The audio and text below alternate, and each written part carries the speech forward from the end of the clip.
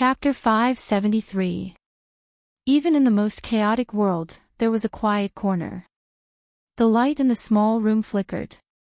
The merchant girl was lying on the edge of the wooden bed, resting her chin on her crossed hands. Her eyes darted around curiously, guarding the nun princess who seemed to be in a deep sleep. Occasionally, she would poke the nun princess with her finger. "Amandina, why do you think Miss Magadel is a puppet? Look at her soft skin, it's so fun. She's so pretty too, Brando must be lying, right?" Amandina sighed. Those familiar with the little Roman's personality would know that she meant fun and not the second half of the sentence. Amandina was holding a book of Rockefeller's selected poems, but her mind was not on it at all. She had already flown into the rain. On the battlefield. Swords flashed, the two sides slaughtered each other. This day would be written in the history of the port. But the next day, the sun would shine on that side of the land. Could they really win? Amandina's heart was hanging in midair. She put down the book, silently took off her silver-rimmed glasses, and looked out. The direction of the port was a sea of red. There seemed to be sobbing in the wind and rain, as if Erewhon's spirit was crying in the air. But the intermittent wailing before death, she did not know if it belonged to her family or friends. "Be careful, don't be too rude to Princess Magadel." You're already being too rude." Amandina looked at the little Roman sneakily pressing on the nun princess's almost perfect chest, and could not help but scold her in exasperation. "I know," she replied matter-of-factly. Amandina glared at her. Amandina restrained herself. "Yes, are you going out?" "Yes, it's too stuffy in the room, it's making me restless." Amandina looked at the nun princess on the bed with some jealousy. "Also, if Princess Magadel suddenly wakes up, don't tell her anything." "But Brando said she won't wake up for a while." "I mean if." The Roman watched Amandina leave the room. She turned back, but for a moment, she seemed to see the girl's eyelids move slightly. About a few seconds later, it moved slightly again. This time, she saw it clearly. "Ah!" "N." The merchant girl immediately turned around and shouted, but stopped herself. This was all thanks to the Roman. It was better to wait for a while. As she thought this, she turned her head back. She carefully looked at the nun princess on the bed. The nun princess Magadel seemed to have fallen into some kind of nightmare. Her brows were slightly furrowed, and she seemed to be very tired. She struggled slightly, and some soft sounds came from her mouth. Roman was immediately curious. She leaned forward and carefully put her ear next to his mouth. Finally, she heard a few words clearly. "How could this be? Be careful. Be careful, eh?" Romain stood up and thought, seriously, for a moment before placing a finger on Magadel's forehead. "Miss Magadel, are you dreaming? Let the little Roman help you calm your nightmares." A faint light flashed in the room. The heavy rain created a hazy world in the plaza outside the Anderla Cathedral. The black carriages passed through the curtain of rain, silently stopping in front of the main entrance of the cathedral. The emblems on the carriages shone for a moment. Widokin of the Pale Lone Wolf, Barek of the Mountains and Eagle, Kirkoberg of the Crescent Lily, Cipher of the Flowing Wind and Flaming Moon, Grimoires of the Long Sword and Black Pine, and Karsuk of the Black Tower. The broken sword of Yenbao also dimmed slightly. When Erek got off the carriage, his expression was indifferent. Devard the Eagle and Sylvia the Silver Knight stood beside him. He raised his head, and Duke Cipher, who was not far away, responded with a slight smile. However, the red-haired man in the Cipher royal family's entourage was like a crane in a flock of chickens. Flaming Nicholas, the sword master of the Cipher royal family, elemental realm. His strength is above Devard and the Silver Knight. Brando's gaze shifted to another person. The old man in the purple robe, the mentor of the eldest son of the king, the eccentric Garlock. Archmage Cruz, his strength is on par with Fleetwood. The old man beside Count Vitokin, the veteran general of the Black Blade Squad, is Nigel, known as the Unshakable Sword. Although he is not a sword master, his strength is close to elemental activation. Most people think that he is in the elemental activation realm. Vitokin was his attendant when he was young. In addition, Vitokin himself has the strength of an upper gold rank. Brando looked around and found that the head of the White Lion Legion, Marquis Balta, and Admiral Count Janelesu were not there. He could not help but frown slightly. But even so, the scene was full of elites. Including the head of the Highland Knight Regiment, Erewhon's elemental realm powerhouses were almost all gathered here. Those below gold rank were as numerous as the hairs on a cow. The power of a country was undoubtedly displayed here. And what kind of scene the Cruz Empire was like, except for Brando, perhaps no one present could imagine. You know them all? Dilferi could not help but ask curiously. Just once, Brando replied. As he answered, everyone entered the Holy Temple. It was still the Roxby Palace. This was a place that was destined to leave a deep mark in history. Before Brando and Dilferi entered this magnificent palace built in the 277th year of the First Era, he could not help but raise his head slightly and look up. On the arched beam, the murals of the final battle where the Flame King expelled the Myrna people were vividly colored. The famous Holy Sword was dazzling. It was just that the sages of the past were determined to sweep away all darkness, but would their descendants have such courage? I'm afraid not. The main hall was silent, out of the ordinary. Bishop Moros was the first to enter the Holy Temple. He looked around and did not say a word. Two high-ranking priests followed him to the center of the hall. Everyone was stunned. Something big happened. Brando raised his head and narrowed his eyes, but he saw Rex's expressionless face and Duke Cypher's fearless smile as he stared at his niece opposite him. Princess Griffin's face was calm, but the people of the royal faction beside her looked solemn. It was obvious that there was a rift between the two sides. Moros paused for a moment, and there was no trace of joy or anger on his gloomy face. He slowly raised his head. Martha above must be gratified by her people's yearning and pursuit of peace, because whether it is the people of Cruz or the people of Erewhon, at least it proves that the descendants of the Flame King still adhere to justice. However, he changed the topic, and his expression turned cold. Ampere Seal is now shrouded in darkness. The Holy Temple is incompetent, and the people of the Holy Temple are rampant in this place. Before coming here, I received news that some of you are colluding with the Sheephead cult. But I don't want to believe that the glorious nobles of Erewhon have fallen to this extent. I hope that before the meeting begins, someone can stand up and prove their innocence. Archbishop Moros's words caused an uproar in the hall. For a moment, the hall could not help but resound with the buzzing of discussions. Everyone looked around curiously, as if they were trying to find the hidden traitor among the nobles. Only Brendel looked coldly at Duke Cypher, Joachim, and Vitokin in the north with a smug look on their faces. Only Erek looked indifferent, as if it had nothing to do with him, and he didn't care at all. The north was already a monolithic block. Brando turned his head and found that the Green Knight in the south was still not moving, as if they were waiting to see what would happen. Only Makarov had a look of disdain, while Fleetwood's face was as cold as water. Despicable. Brando heard Countess Griffin scold softly. Mr. Makarov, you know who I'm talking about. Moros's gaze suddenly turned to the people of the royal faction. Ah! Someone in the crowd exclaimed, as if they had just expected something. Nonsense. Makarov's face was cold.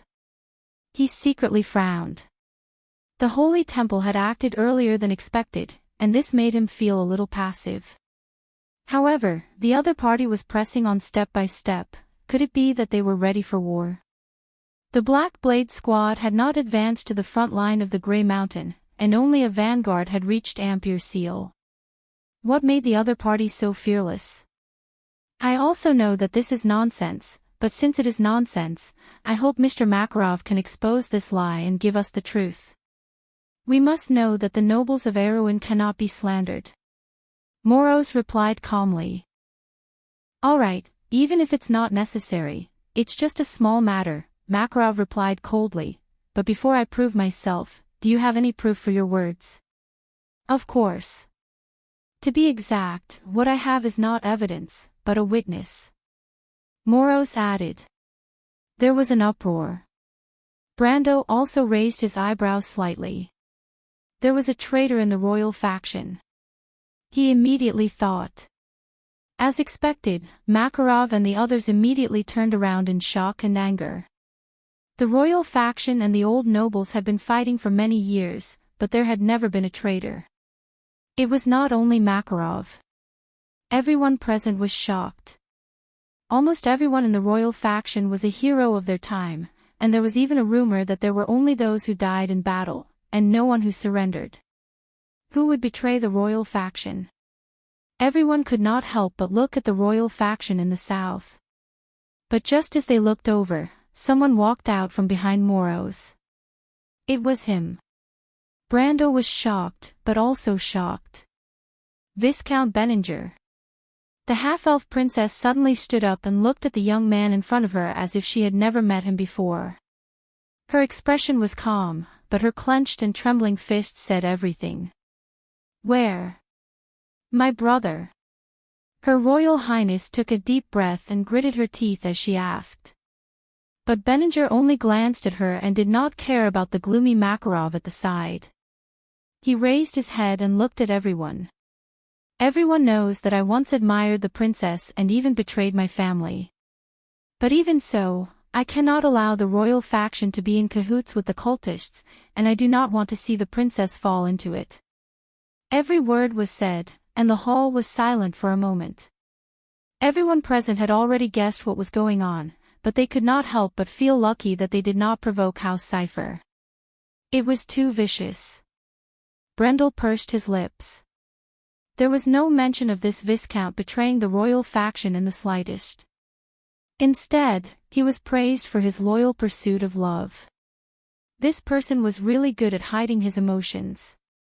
His heart was filled with shock, but there was also an inexplicable sense of relief. At least the royal faction was stabbed in the back. It was better than being stabbed in the back, wasn't it? But this was a big problem. If he remembered correctly, the little prince was taken away by the royal faction.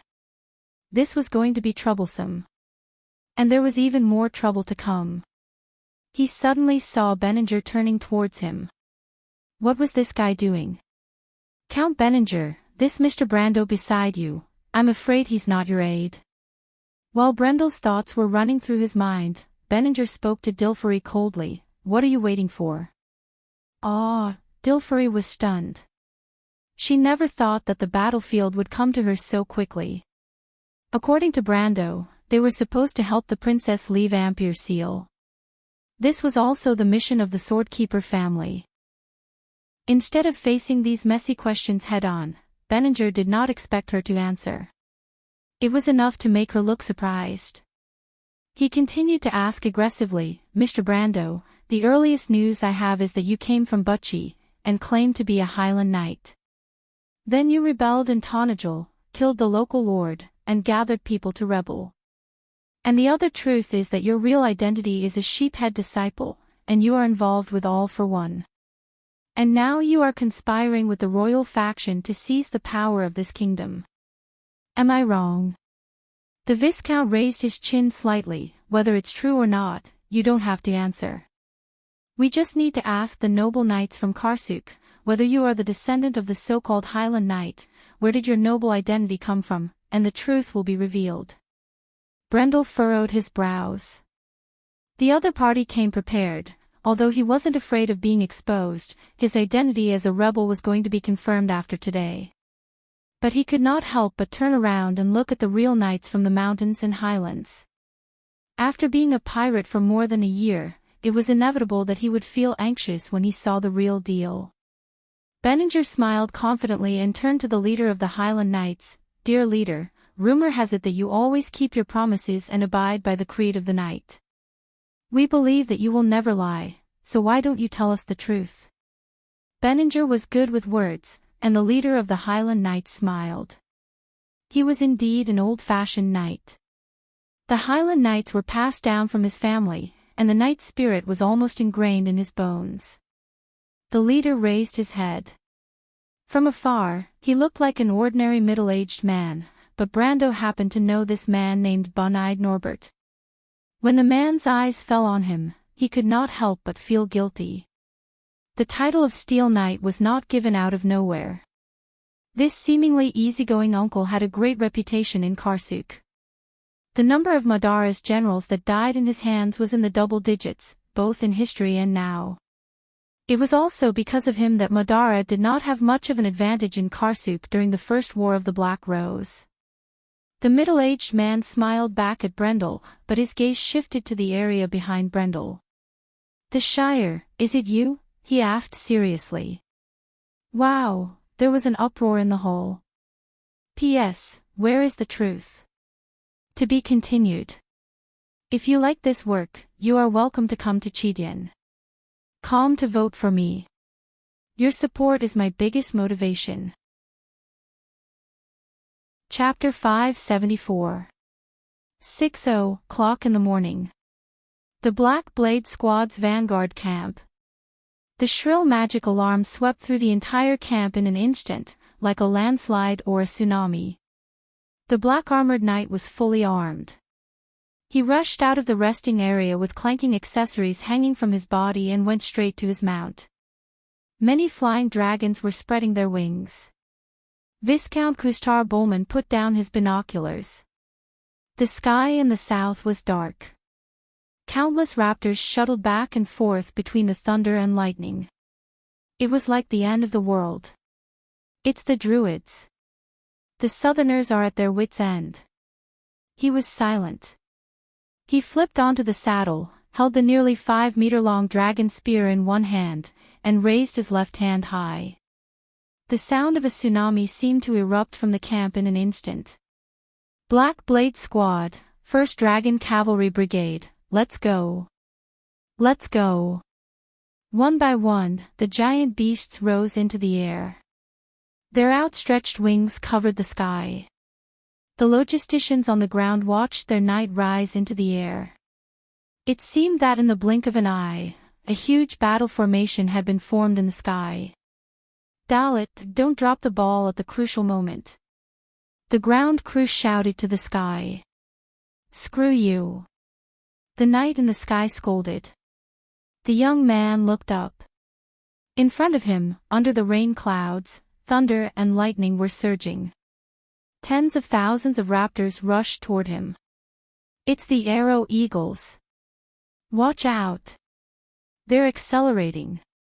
The voice above shouted. "Everyone, join the battle formation." A serious voice came from the magic crystal. "Roger, back to the team. The first attack group is expected to arrive in 30 seconds, 20 seconds. Dalit looked up. His eyes were full of fanaticism. The Black Blade Squad had been on standby for a long time. At this moment, everyone could only feel the blood in their body boiling. Viscount Kustar Bowman held the dragon spear in his hand. His heart was as firm as steel. He was only silently estimating the time, 10 seconds. 8 seconds, 2 seconds. Engage, for Erwin.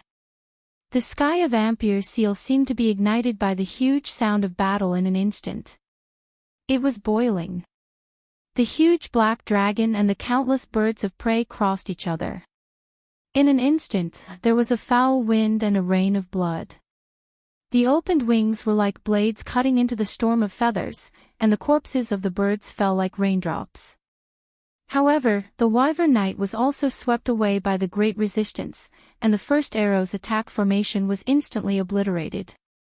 Warning roars, fighting, and screams could be heard from all directions. The knights at the front were pulled down from their saddles by the huge impact, and the wyverns could not bear the burden either. They wailed and fell down one by one. They were like black meteors. The flames of war spread and burned. The buzz of discussion in the hall seemed to have died down in an instant. There was only dead silence under the solemn vault of Rockshby Palace. Time seemed to have frozen at this moment. "The Shire, is that you?" The captain of the Highland Knight Regiment, Bun-eyed Norbert, stood tall. He had a confident look on his face. His voice was not loud, but it echoed in the hall. There was an uproar. Everyone looked at each other. "Captain Bun-eyed, you said that name?" An envoy asked in disbelief. That person stood up from Grenoir's seat. "Captain Bun-eyed, are you sure you're not mistaken?" Another councillor joined in loudly. This person was a trusted aide of Duke Vero. Brando had met him once in the game. The others were also discussing, and most of their eyes were focused on the Shire. "Ah!" The Countess suddenly let out a scream. She looked at the young mage as if she had seen a ghost. "Ah, why didn't I notice? It really looks like him." "Looks like what? What's wrong?" Brando was baffled. He was a little amused at first. What was funny was that Benninger, who was just performing at the side, had become a clown. But the current situation was a little beyond his expectations. He could not help but turn around and look at his mage attendant, as if he was getting to know him again. "The Shire, you seem to be quite famous. Can you explain?" "Ha!" The Shire laughed dryly. "My lord, I think this is just a misunderstanding." "I don't think so. It's true." "Then you better explain it to them." Brando was suddenly startled. He heard the sound of fighting outside the hall. He immediately stopped. The other party blinked his eyes, which meant, "Let's talk later." The battle had begun. The Shire immediately understood his lord's meaning. He immediately turned around and replied to the captain of the Highland Knight Regiment, "Captain, I think you might have mistaken me for someone else." The hall was silent again. From the sudden noise to the sudden silence, the change was very natural. "You're mistaken, aren't you?" Knight Bun-eyed smiled and raised his eyebrows. He wanted to say something, but before he could finish, the entire hall suddenly shook. Bun-eyed paused and raised his head in confusion. Everyone subconsciously raised their heads. The voice clearly came from above. What happened? Almost immediately, the second tremor came as expected. But this time, it was more violent. Most of the people were caught off guard and fell to the ground. What happened? What happened? Is it an earthquake? The hall was in chaos. With a loud crash, the crystal dome of Rockshby Hall suddenly broke open. Crystal shards fell, and a cold wind blew in. Then, a huge object fell straight down and landed with a loud crash. "Ah! Help!" For a moment, the wind and rain outside poured down, but the hall was filled with smoke and dust. The nobles were almost scared to death, and screams immediately rang out. Only Brando saw the object clearly. There was a corpse of a wyvern lying in the middle of the hall. Its neck was broken. It was the Wyvern Knight of the Black Blade Squad. Almost at the same time, Grand Duke Erek's steady and powerful voice sounded. "Kill our way out." Everyone was stunned for a moment, but they immediately reacted. "Knight of the Holy Cathedral, stop Makarov." This was Moro's voice. "Capture Princess Griffine." Benninger screamed. Brando also reacted quickly. He immediately protected Dilfery with one hand and ordered loudly, "The Shire, kill your way to the princess." The hall was immediately in chaos. Dalet's face was covered in blood. He looked out through the half-broken mask and saw that the world was almost blood-red. Countless birds of prey were flying around. The battlefield in the sky was like a land of death. In the center, the great druid wearing a tree cloak was like a god. Every time he cast a spell, a wooden spear or a rock spike would be formed from his hands, and a large number of wyvern knights would fall from the sky. Great Druid, upper gold ranked. Dalit felt a chill in his heart. If not for the voice from the magic crystal, he would have trembled. The cold killing was quickly devouring everyone's will to fight. Third and fourth squads, get into formation. It's Viscount Bowman, the Viscount has charged in. Guards, cover the assault. Roars could be heard from the magic crystal. The Wyvern Knight was regrouping in midair.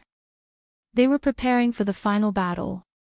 Wyverns were not suitable for fighting in midair for long periods of time, especially when they were carrying the same weight as the knight.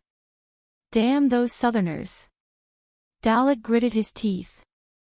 But this was the final attack. In front, Viscount Cootstar Bowman's wyvern was charging forward. The strength of an intermediate gold ranked was on full display. It was like a comet in the sky. The wyvern knight's eyes were filled with fanaticism. They followed closely behind. The arrow was ready, and the encirclement was close. Although the wyvern knight had suffered heavy losses, the enemy was also at their wits' end. The scales of victory were tilted. Look below. Reinforcements are here. An excited voice came from the magic crystal again. Dalit turned his head and saw a red dot rising in the port of Ampere Seal.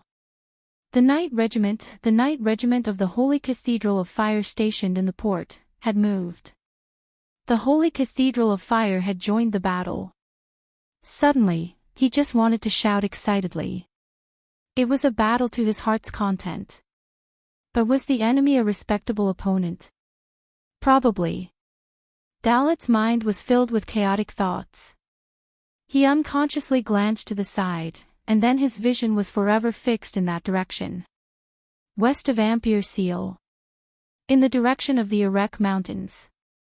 A black dot was rapidly approaching. Left wing, a large number of unknown air units have been discovered on the left wing.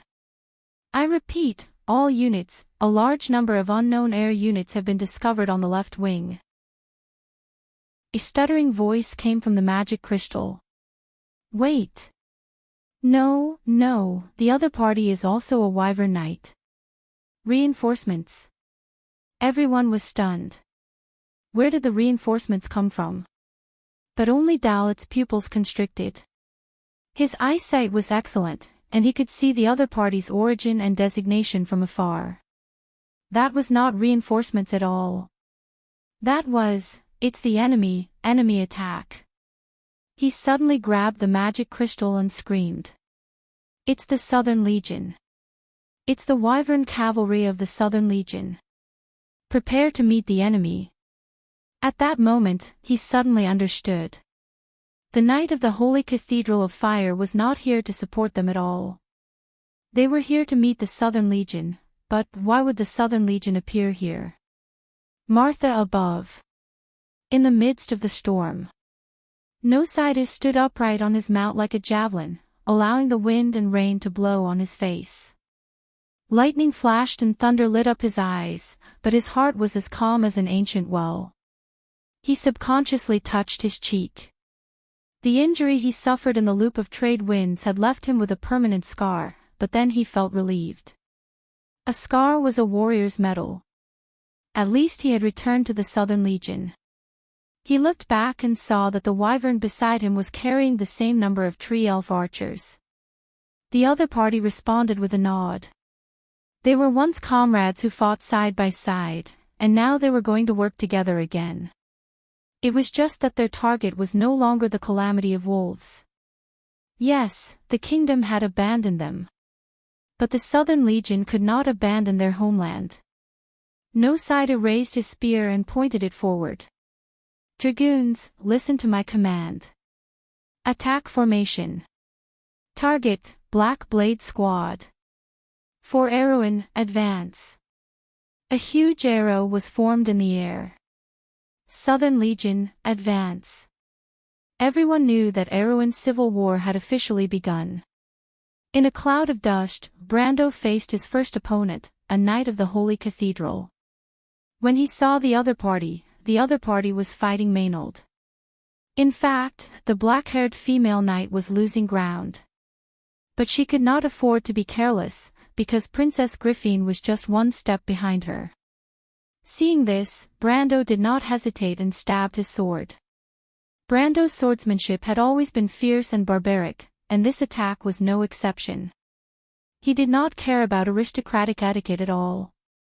It was almost similar to a sneak attack.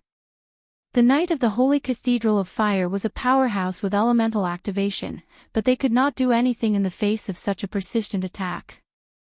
They could only turn their swords around to save her. With a clang, the two swords clashed and both swords were pushed back. Maynard finally found a chance to take a step back. She covered her mouth with her hand and coughed out blood. She gasped and immediately looked up at Brando with a pale face. This swordsmanship. Who taught you? We'll talk about it later. Maynard gritted her teeth, but still nodded. The Knight of the Holy Cathedral had already noticed Brando. In fact, the other party obviously recognized him. His eyes under the metal mask flashed with a cold light. Brando immediately felt the air around him stagnate slightly, and even his movements slowed down. Be careful, his element should be related to wind. Maynard immediately reminded. The female knight's voice was cold, but there was still a little concern in it. This voice made Brando feel a little excited. So similar. So similar to Senior. If Senior Sister is still here, if she was still in this world, Senior Sister. Brando could not help but close his eyes. For a moment, he felt that his perception seemed to extend endlessly along his sword. It was obviously dark, but all the scenery seemed to be in front of him. Bit by bit. A world made of laws. A towering wall appeared in front of him just like that. The elemental wall. Brando's heart trembled. He suddenly opened his eyes, and everything in his eyes was different.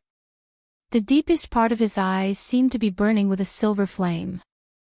Countless laws of the world, meaning, and the ultimate fate of all things were evolving in an infinite direction. How was this possible? He raised his sword. Wind elemental, bind. The most secondary elemental. You want to bind me with this? It's just a bug. An incomparably confident voice seemed to be above all things. Brando raised his sword with one hand and swung it. The Temple Knight's sword had just arrived. When the two swords clashed, it was as if Brando had casually thrown out a spark. The sword in the Temple Knight's hand flew out of his hand.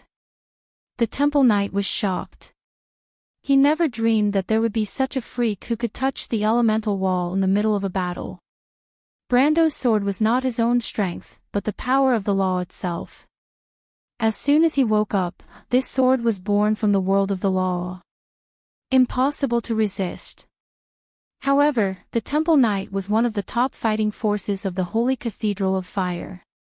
As soon as the sword left his hand, he immediately reacted and retreated as fast as lightning.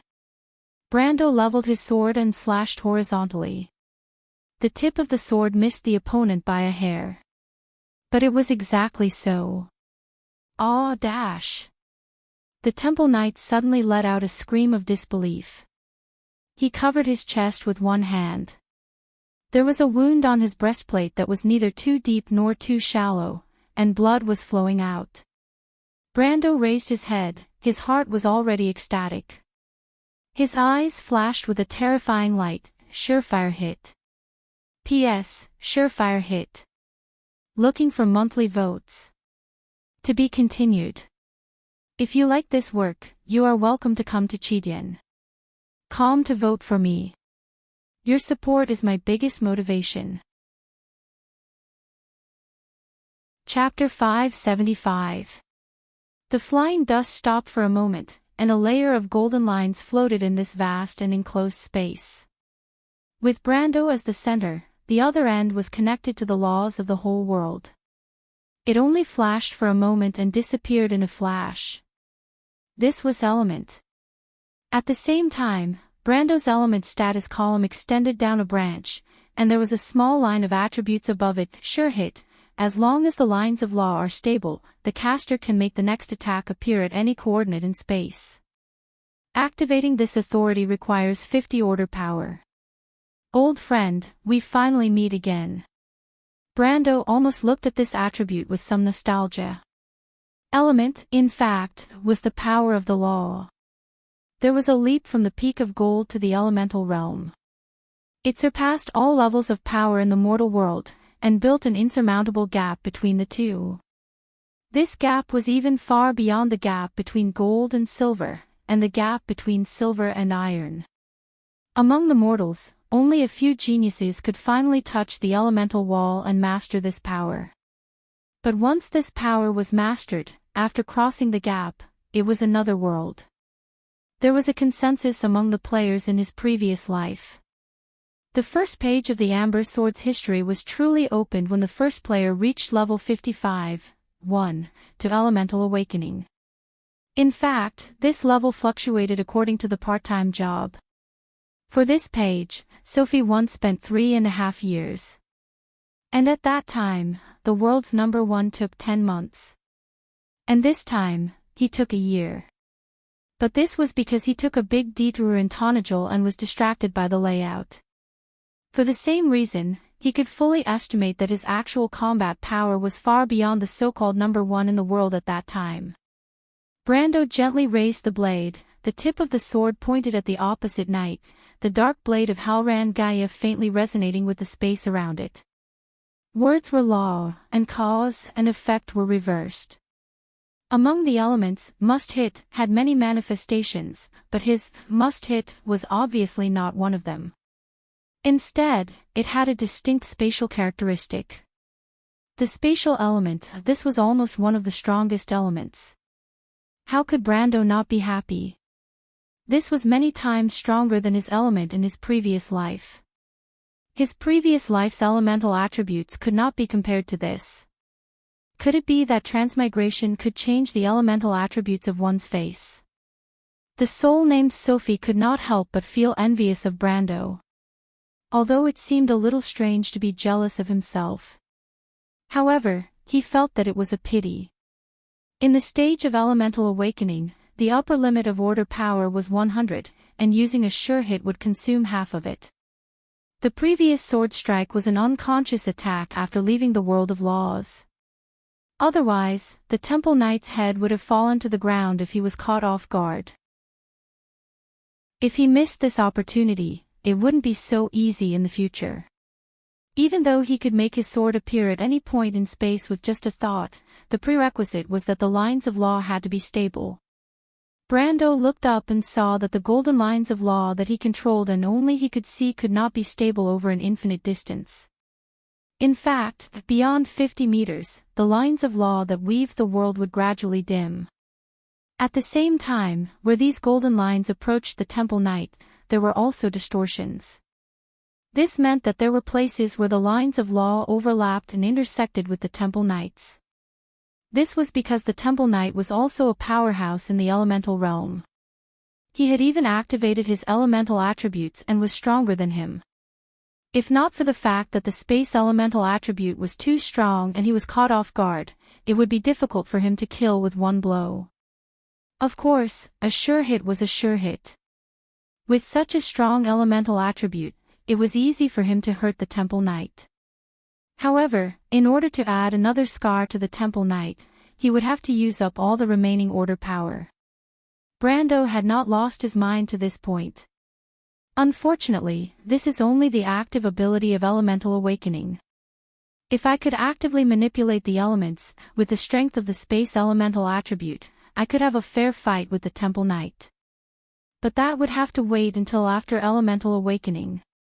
He withdrew his sword and immediately helped Maynard, who was half kneeling beside him, up. The female knight snorted softly with a cold face and frowned. She seemed to be in pain. She had to stop a Temple Knight with the strength of a gold ranker. Obviously, she was injured badly. Although Maynard was not related to him in any way, Brando always felt that he was supporting his senior. When he thought about how the Temple Knight was so merciless to a woman, especially to a Temple Knight, Maynard was almost unarmed, he could not help but glare at the Temple Knight. Without a doubt, if not for the fact that he could not beat the Temple Knight, Brando would have rushed up with Halran Gaia for another 300 rounds. The Temple Knight on the other side had obviously sensed that Brando was not to be trifled with. He covered his wound with one hand and took a step back vigilantly. He had never seen a freak who could touch the elemental wall in battle. There was no record of such a freak in the thousands of years of history of the temple. Moreover, he did not take a step back to let Brando and the princess escape. At this time, the hall had already fallen under the control of the temple. A large hole had been smashed open in the crystal dome of Roxby Palace. It looked like a lifeless eye, indifferently looking at the gloomy sky outside. Rainwater slid down the crystal dome, forming layers of texture when seen from below. The water flowed through the broken section, drooping down several dirty waterfalls. The water splashed across the ground, and the smoke and dust in the hall quickly settled in the muddy water. The water on the ground was already half an inch deep, and there were toppled chairs everywhere. Around the hall, there were already monk soldiers pouring in from outside. The sword hero Nicholas of the Cipher royal family and curiosity seeker Garlock guarded the two side doors on the left and right. Behind them, there was another temple knight guarding the main door. Including Archbishop Moros, there were 5 elemental realm powerhouses in this hall alone. Not to mention, there was also the elemental awakened veteran general of Black Blade, Geralt, who could be considered half an elemental realm powerhouse. Brando supported Maynard, while the princess and Oberway stood behind him. The royal faction stood on the other side, led by Makarov and Fleetwood, with Buga as their bodyguard. They could be considered as having 2 elemental realm powerhouses. It was a pity that Freya did not have the qualifications to enter the temple, or else she would be able to intimidate these people. Brando looked around and saw many familiar faces in the crowd. These people were all famous NPCs in the game. Most of them were gold-ranked powerhouses in the north, and the weakest was at the peak of silver-ranked. He had dealt with these people many times in the past, or did quests under them. After all, most of the gold-ranked powerhouses were nobles with fiefs, and their titles were not low. Other than Coden, most of the people under Count Randner were retainers of high status. In the early days of the game, the player's status was far inferior to these NPCs, and it was normal for them to make a living under them. It was just that he did not expect that in today's Ampere Seal, these people would become complete cannon fodder and side characters. Brendel could not help but feel a little emotional for a moment. The hall was silent for a moment, and only the sound of water could be heard. The nobles who had nothing to do with today's matter, such as the envoys under Duke Grenoires and Duke Vero, were all pale with fright. They probably expected the situation to change, but they did not expect both sides to turn hostile so quickly. At this moment, they were chased to the side by the monk soldiers and did not dare to make a sound. They could only watch the changes in the hall. Only the Highland Knight and his men stood in the middle of the hall with one-eyed. Only they did not have a single monk soldier beside them. Brando could not help but sigh. As expected, powerful people were powerful everywhere. As for Duke Arek, he did not even know where he was. He must have killed his way out in the chaos and did not want to get involved in this mess. With the strength of the Eagle Swordsman and the Silver Knight beside him, there was probably no one who could stop them outside the Holy Cathedral. Then, Brando saw Dilfari. This Countess Yenbao's daughter was not too frightened under the protection of Endrique. Not to mention, she also had 3 gold-ranked guards by her side. In fact, there were more than 10 gold-ranked warriors in the royal faction, including him and the Sword Guardian family. However, the number of elemental realm powerhouses was too low. Brando knew this very well. Everyone present had seen the situation clearly. The new Archbishop of Anderla Cathedral, Moros, was naturally aware of the situation. Therefore, other than his cold expression, he was calm and seemed to be somewhat fearless. He stood at his original position with two high priests on his left and right, motionless.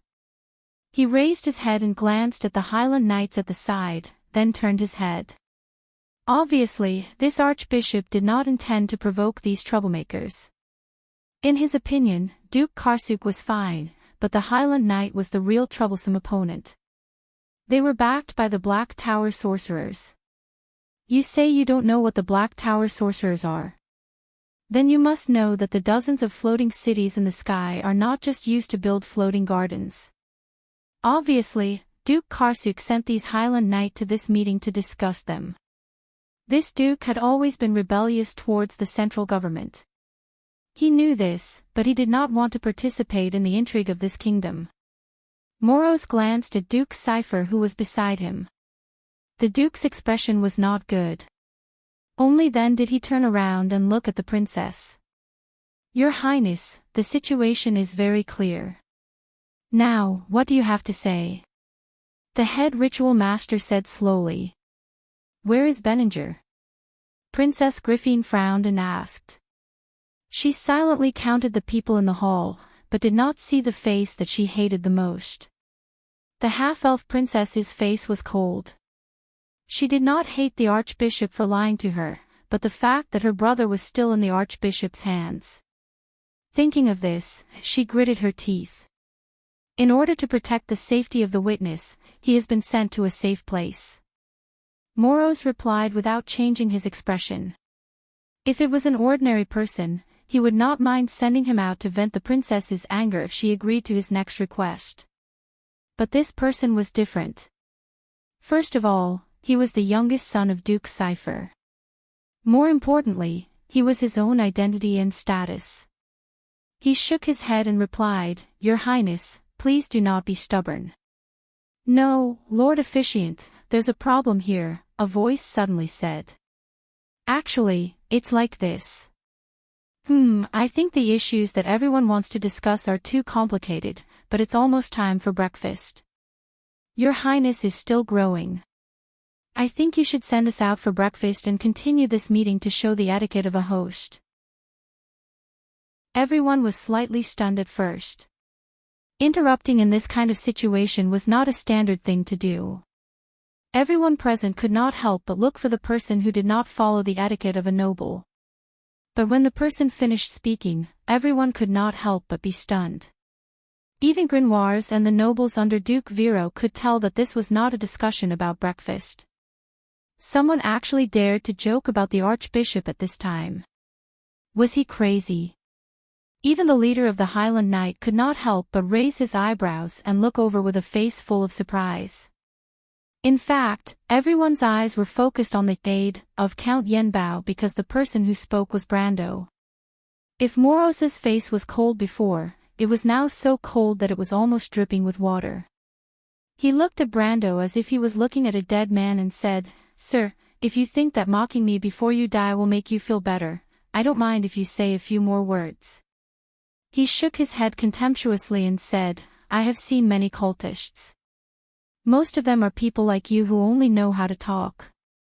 Brando smiled slightly and said, No, you are mistaken, Archbishop. What I said just now was not for you. What I am going to say next is for you. I just don't know if you want to listen. Of course not, Duke Cypher, whose face was green with anger, finally interrupted. He first looked at the Highland Knight and said sarcastically, Do you know who the Archbishop is? How can she listen to your nonsense here? He was just casually reprimanding Moros. But he did not expect Brendel to suddenly stop talking and turn around to look at him coldly. At that moment, the Grand Duke felt as if the air around him had been sucked away, as if countless sharp blades were piercing his body, and infinite layers of space were pressing down on him. Duke Cypher felt as if the end of the world had arrived, and he could not help but scream in fear. If not for Marquis Yoakum supporting him from the side, he would have fallen into the dirty water. Brando looked at him and Yoakum behind him and said coldly, Clowns, you have done a disgraceful thing, and you will pay for it later. Yoakum was also shocked. Although Brando did not say it, it seemed to be hinting at something. He was faintly uneasy and thought of the matter with Princess Magadol. He lowered his head and wondered if he should confirm with Archbishop Moros later. It was at this moment that the Archbishop exclaimed softly. He raised his hand and cut off the line of sight between Brendel and Duke Cypher. At first, he did not notice that Brendel had the ability to manifest his elemental powers. In fact, Brendel had already used the power of his elemental powers in that glance. For an ordinary person like Duke Cypher, he only needed to move the line of law slightly to scare him to death. But if the opponent was someone with outstanding strength like Erek, it would be difficult to do so. Of course, if Brando wanted to use his absolute hit ability, he could kill someone with elemental powers within 50 meters, even if they were at the pinnacle of gold. Humph, Moros snorted coldly, showing off just because you are a little smart. You are just a junior. I would like to see what you have to say to me. Brando spread out his hands. I am not the one who provoked you first, Archbishop. But what I want to say to you is, before you think of getting rid of us, you should consider your own safety first. His own safety.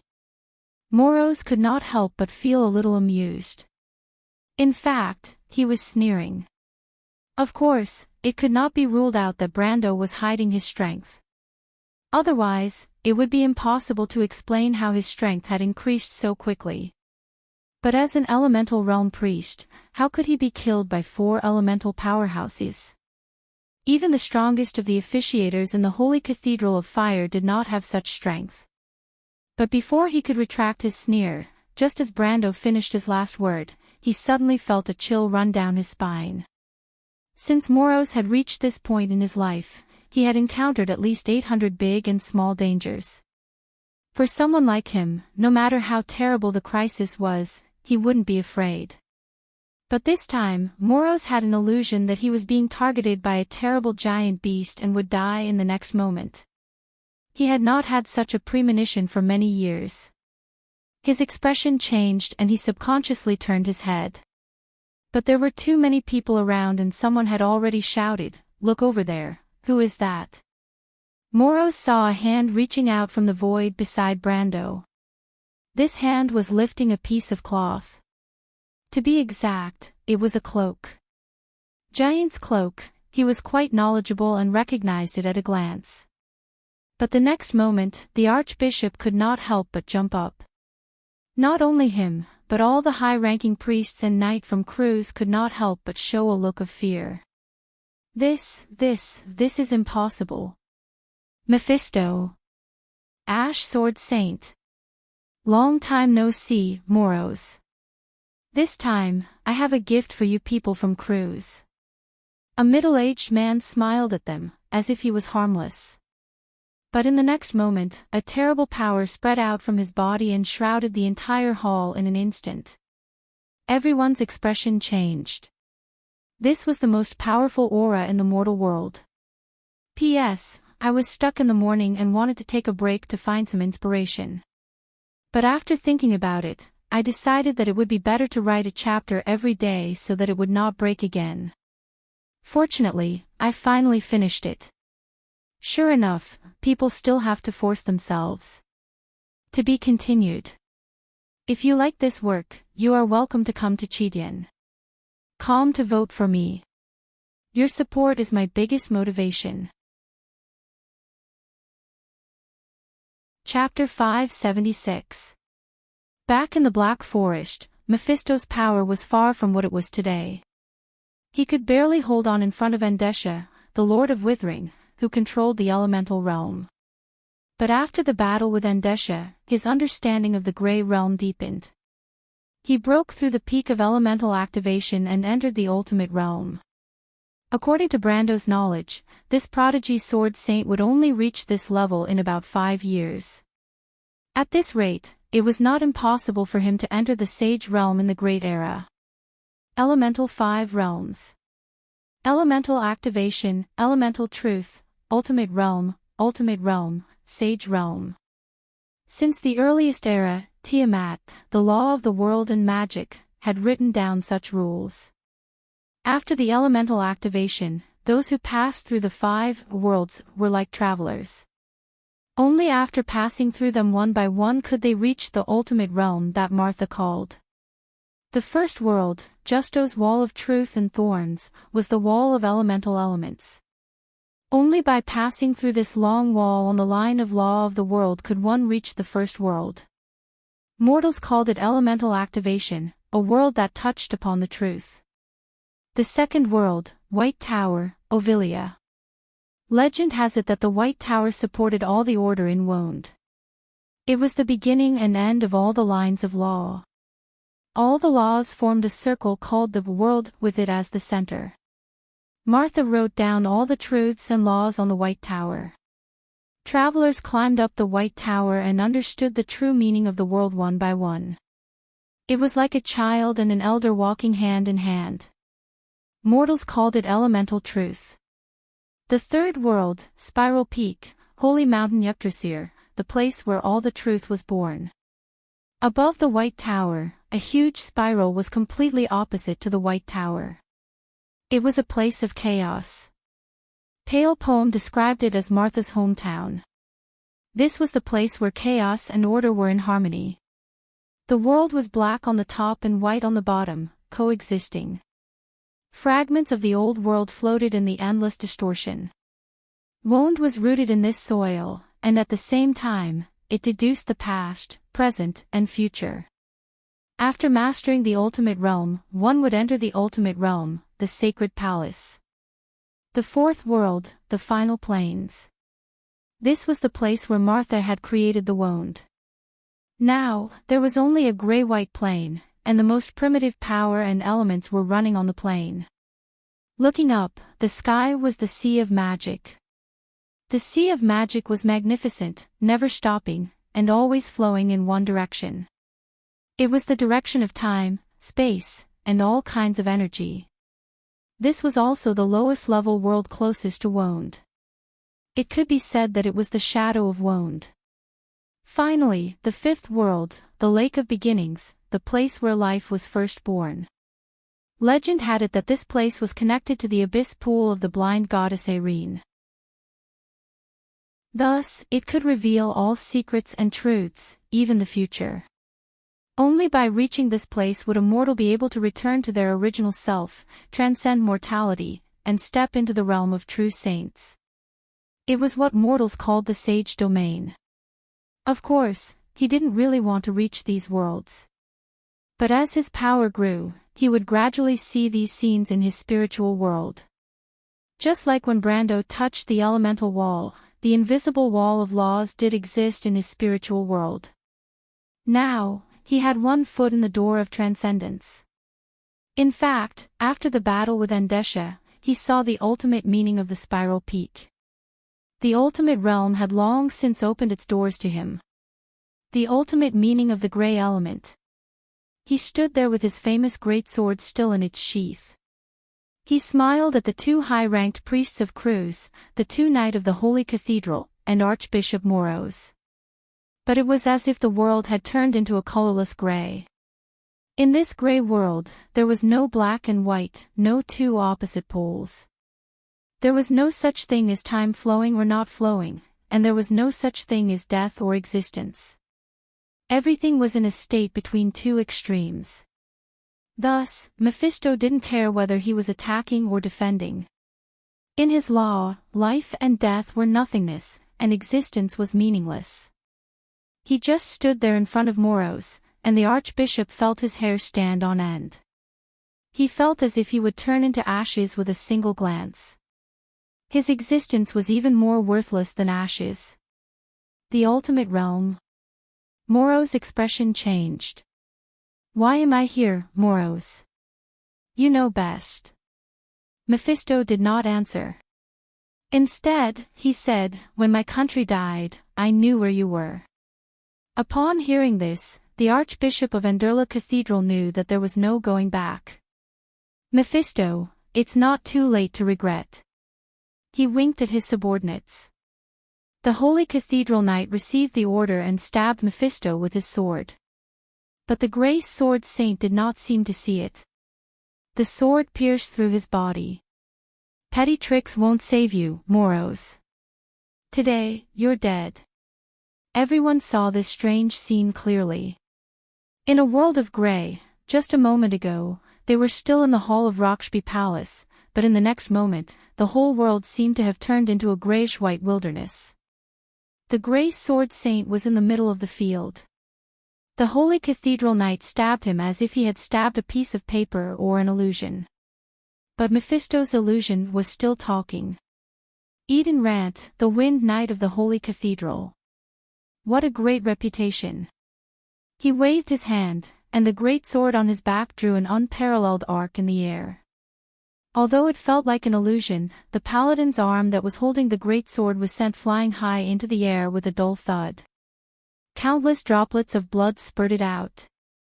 The holy cathedral knight screamed and hurriedly used his remaining arm to protect his body. The sky-blue lines of law extended along his arm and weaved into a huge shield. The wind was soft and as sharp as steel, but it could not save his life. Mephisto's grey sword slid down his arm.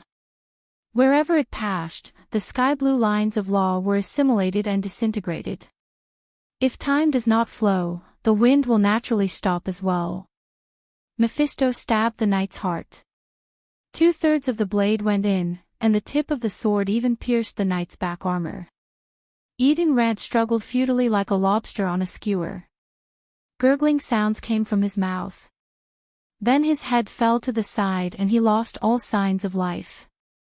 A dignified elemental paladin from the Holy Cathedral was killed on the spot without even taking a single blow.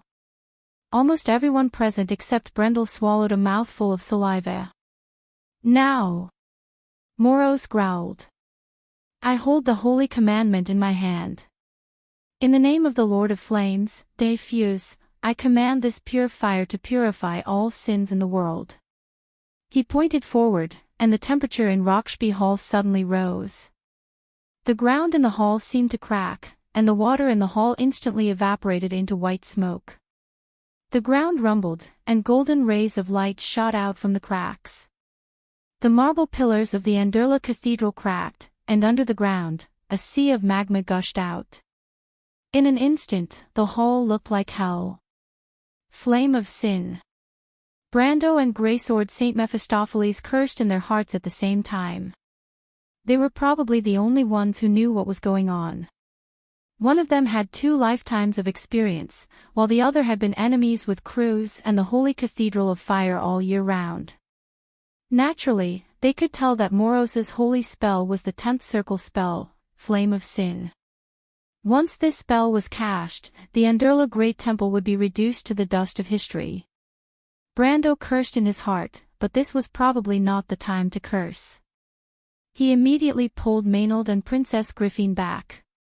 The ground in front of them cracked inch by inch, and golden flames spewed out from the ground.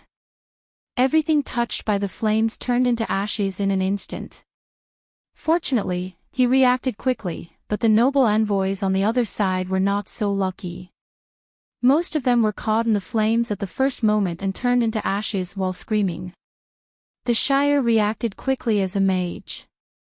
He cast a protective spell to protect the people around him. However, protective spells were not omnipotent. The sea of fire was approaching step by step, and in the blink of an eye, it would surround them. The Shire. Brando quickly shouted, "Blow this cathedral up." Ah! The Shire was stunned. Sir, are you sure? This cathedral is a priceless treasure. It was built a few centuries ago. It was the painstaking effort of a master craftsman. It is an artistic treasure in the history of Erewhon. Mr. Brando, you can't do that. Princess Griffin could not help but scold him. Stop talking nonsense, blow it up. Brando thought to himself. Besides, Moros seemed to be ready to tear this place down. If they did not tear it down now, it would probably be torn down by him. I understand. The Shire immediately became serious. He looked up at the crystal dome of the cathedral and raised a hand. The law of destruction, the authority of Tiamat, the dragon of war, dragon strike, a light green beam of light appeared in his outstretched palm. This beam of light seemed to penetrate the dome of Rockshby Hole. With the Shire's palm as the center, the other end connected to the dark clouds in the sky. The next moment, the flow of time slowed down.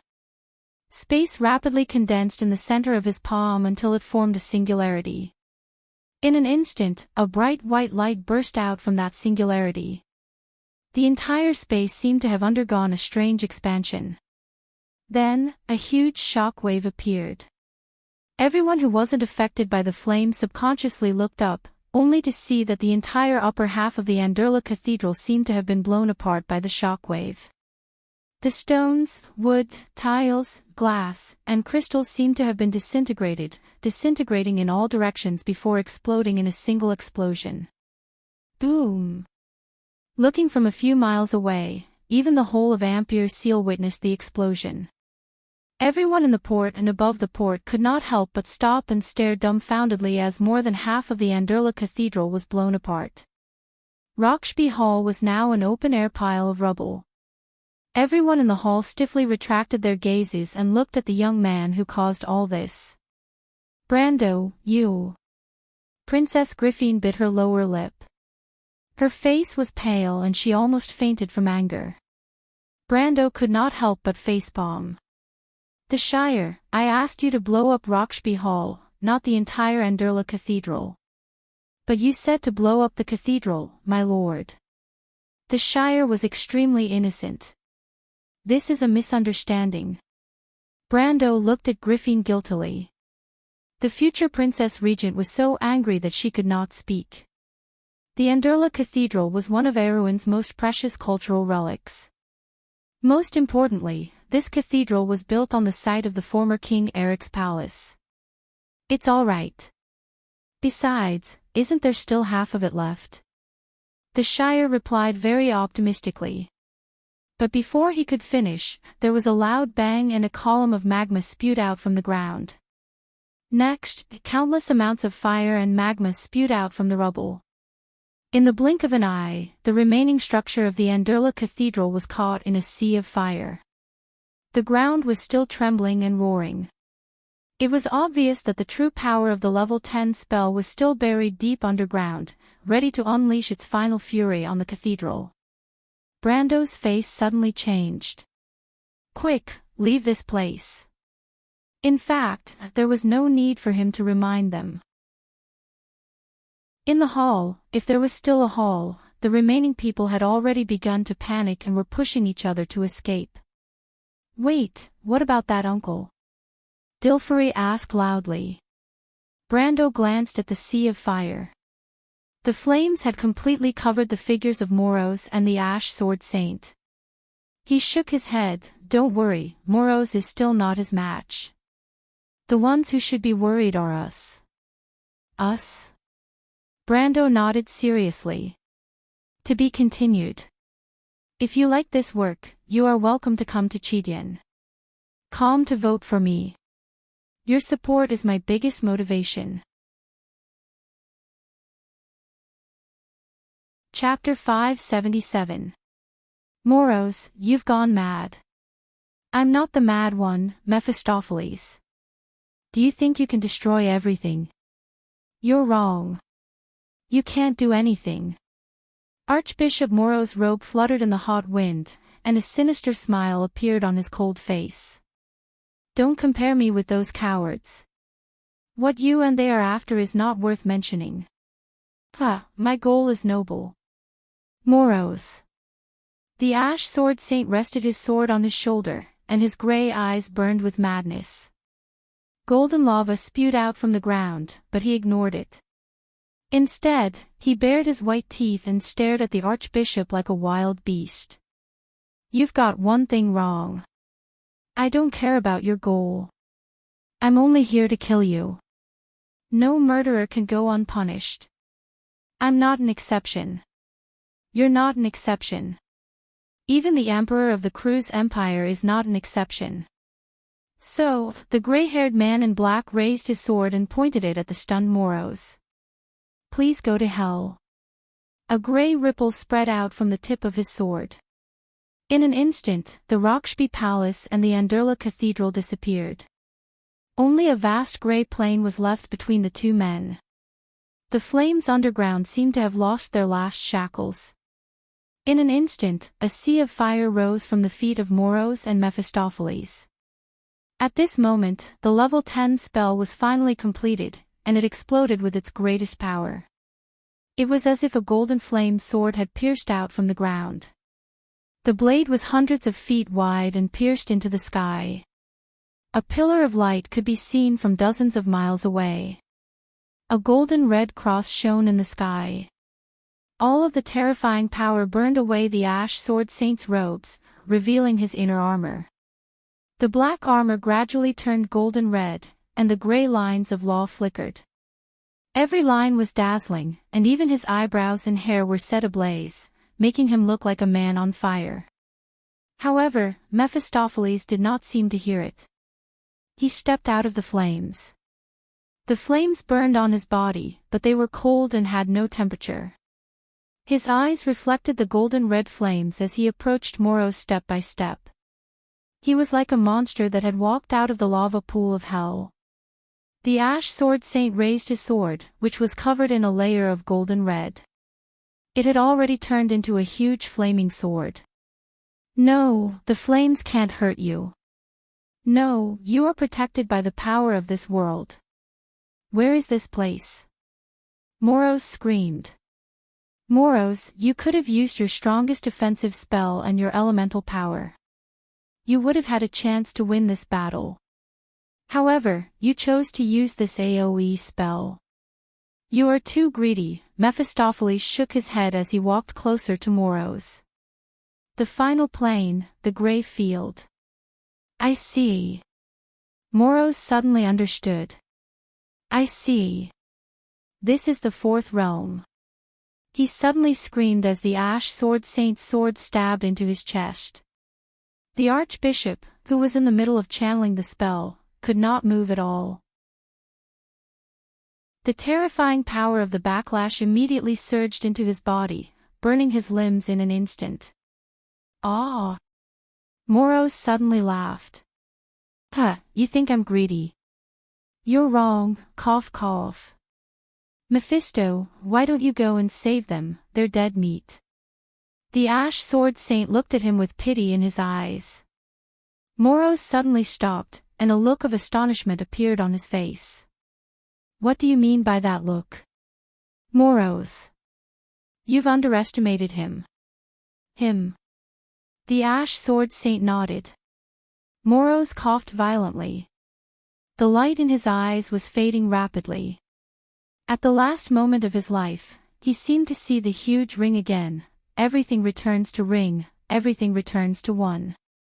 The Archbishop of the Holy Cathedral of Fire widened his eyes and groaned, "Feudal, feudal, feudal, feudal, feudal, feudal, feudal. You will never understand the nature of the world, Brando." Brando had just led the princess and the others out of the ruins of the Anderla Cathedral when he heard a familiar voice calling his name. He turned around and saw a group of people in a sea of fire. The leader of the night turned around and saw them. Brando smiled. "Breton, we meet again." The young man on the horse also smiled. "It has indeed been a long time. I didn't expect to be in the same trench as you this time." "Erwin, people should be in the same trench," Brando replied. Breton paused for a moment, then nodded. He dismounted and came to the front of the group. He bowed to Maynard and Princess Griffine. "Your Highness, Knight Commander Maynard. What's the situation?" Maynard's face was pale, and there were traces of blood at the corner of her mouth. If not for Brando supporting her, she would not have been able to stand, but she still asked. The first to arrive were the guards. Freya and Moke led the students to repel them a few times. Now they have retreated to Juggler's Street and 47th Street, but there are no fortifications. They should be waiting for reinforcements. Breton replied proudly. He had a reason to be so. The students of the Royal Knight Academy could be said to be the backbone of the kingdom. They were originally selected from the nobles and the best youths of the guards in the south. After systematic learning and training, they could be said to be the best military talents in Erewhon. This was not a boast. The history that Brando knew also proved this point. This army of officers was the main force of the Princess Regent's future expeditions. What about the patrolling cavalry? What about the Black Blade Squad? Maynard frowned. They won't be coming. Brando interrupted. Sonny and his clansmen must have succeeded. Of course, I don't know that the Nagas are attacking the inner city. It's enough to distract the defenders of Ampere Seal by attacking the port. But I don't know that the Nagas are attacking the inner city.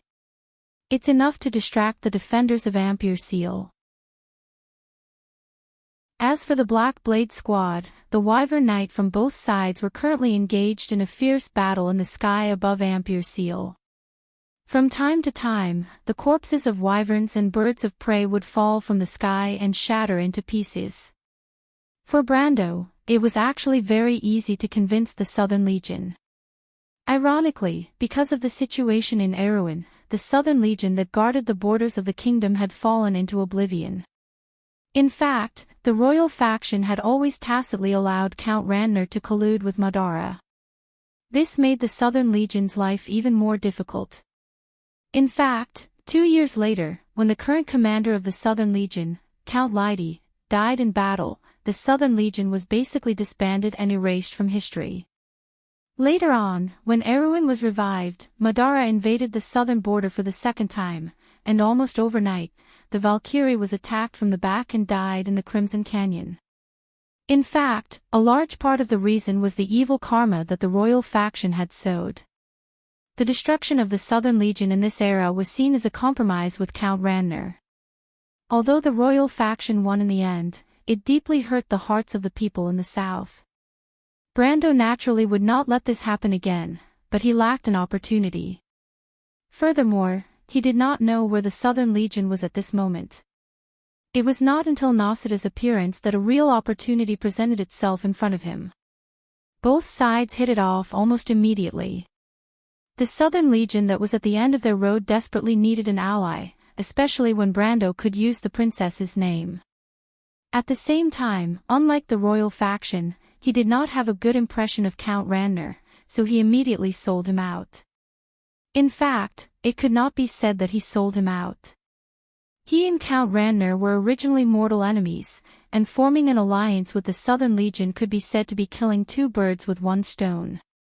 Today, the Southern Legion sent Erewhon's most powerful wyvern cavalry to support the princess. In fact, it was part of the alliance, but it was far more than that. Brando only thought that Count Randner's good days were coming to an end.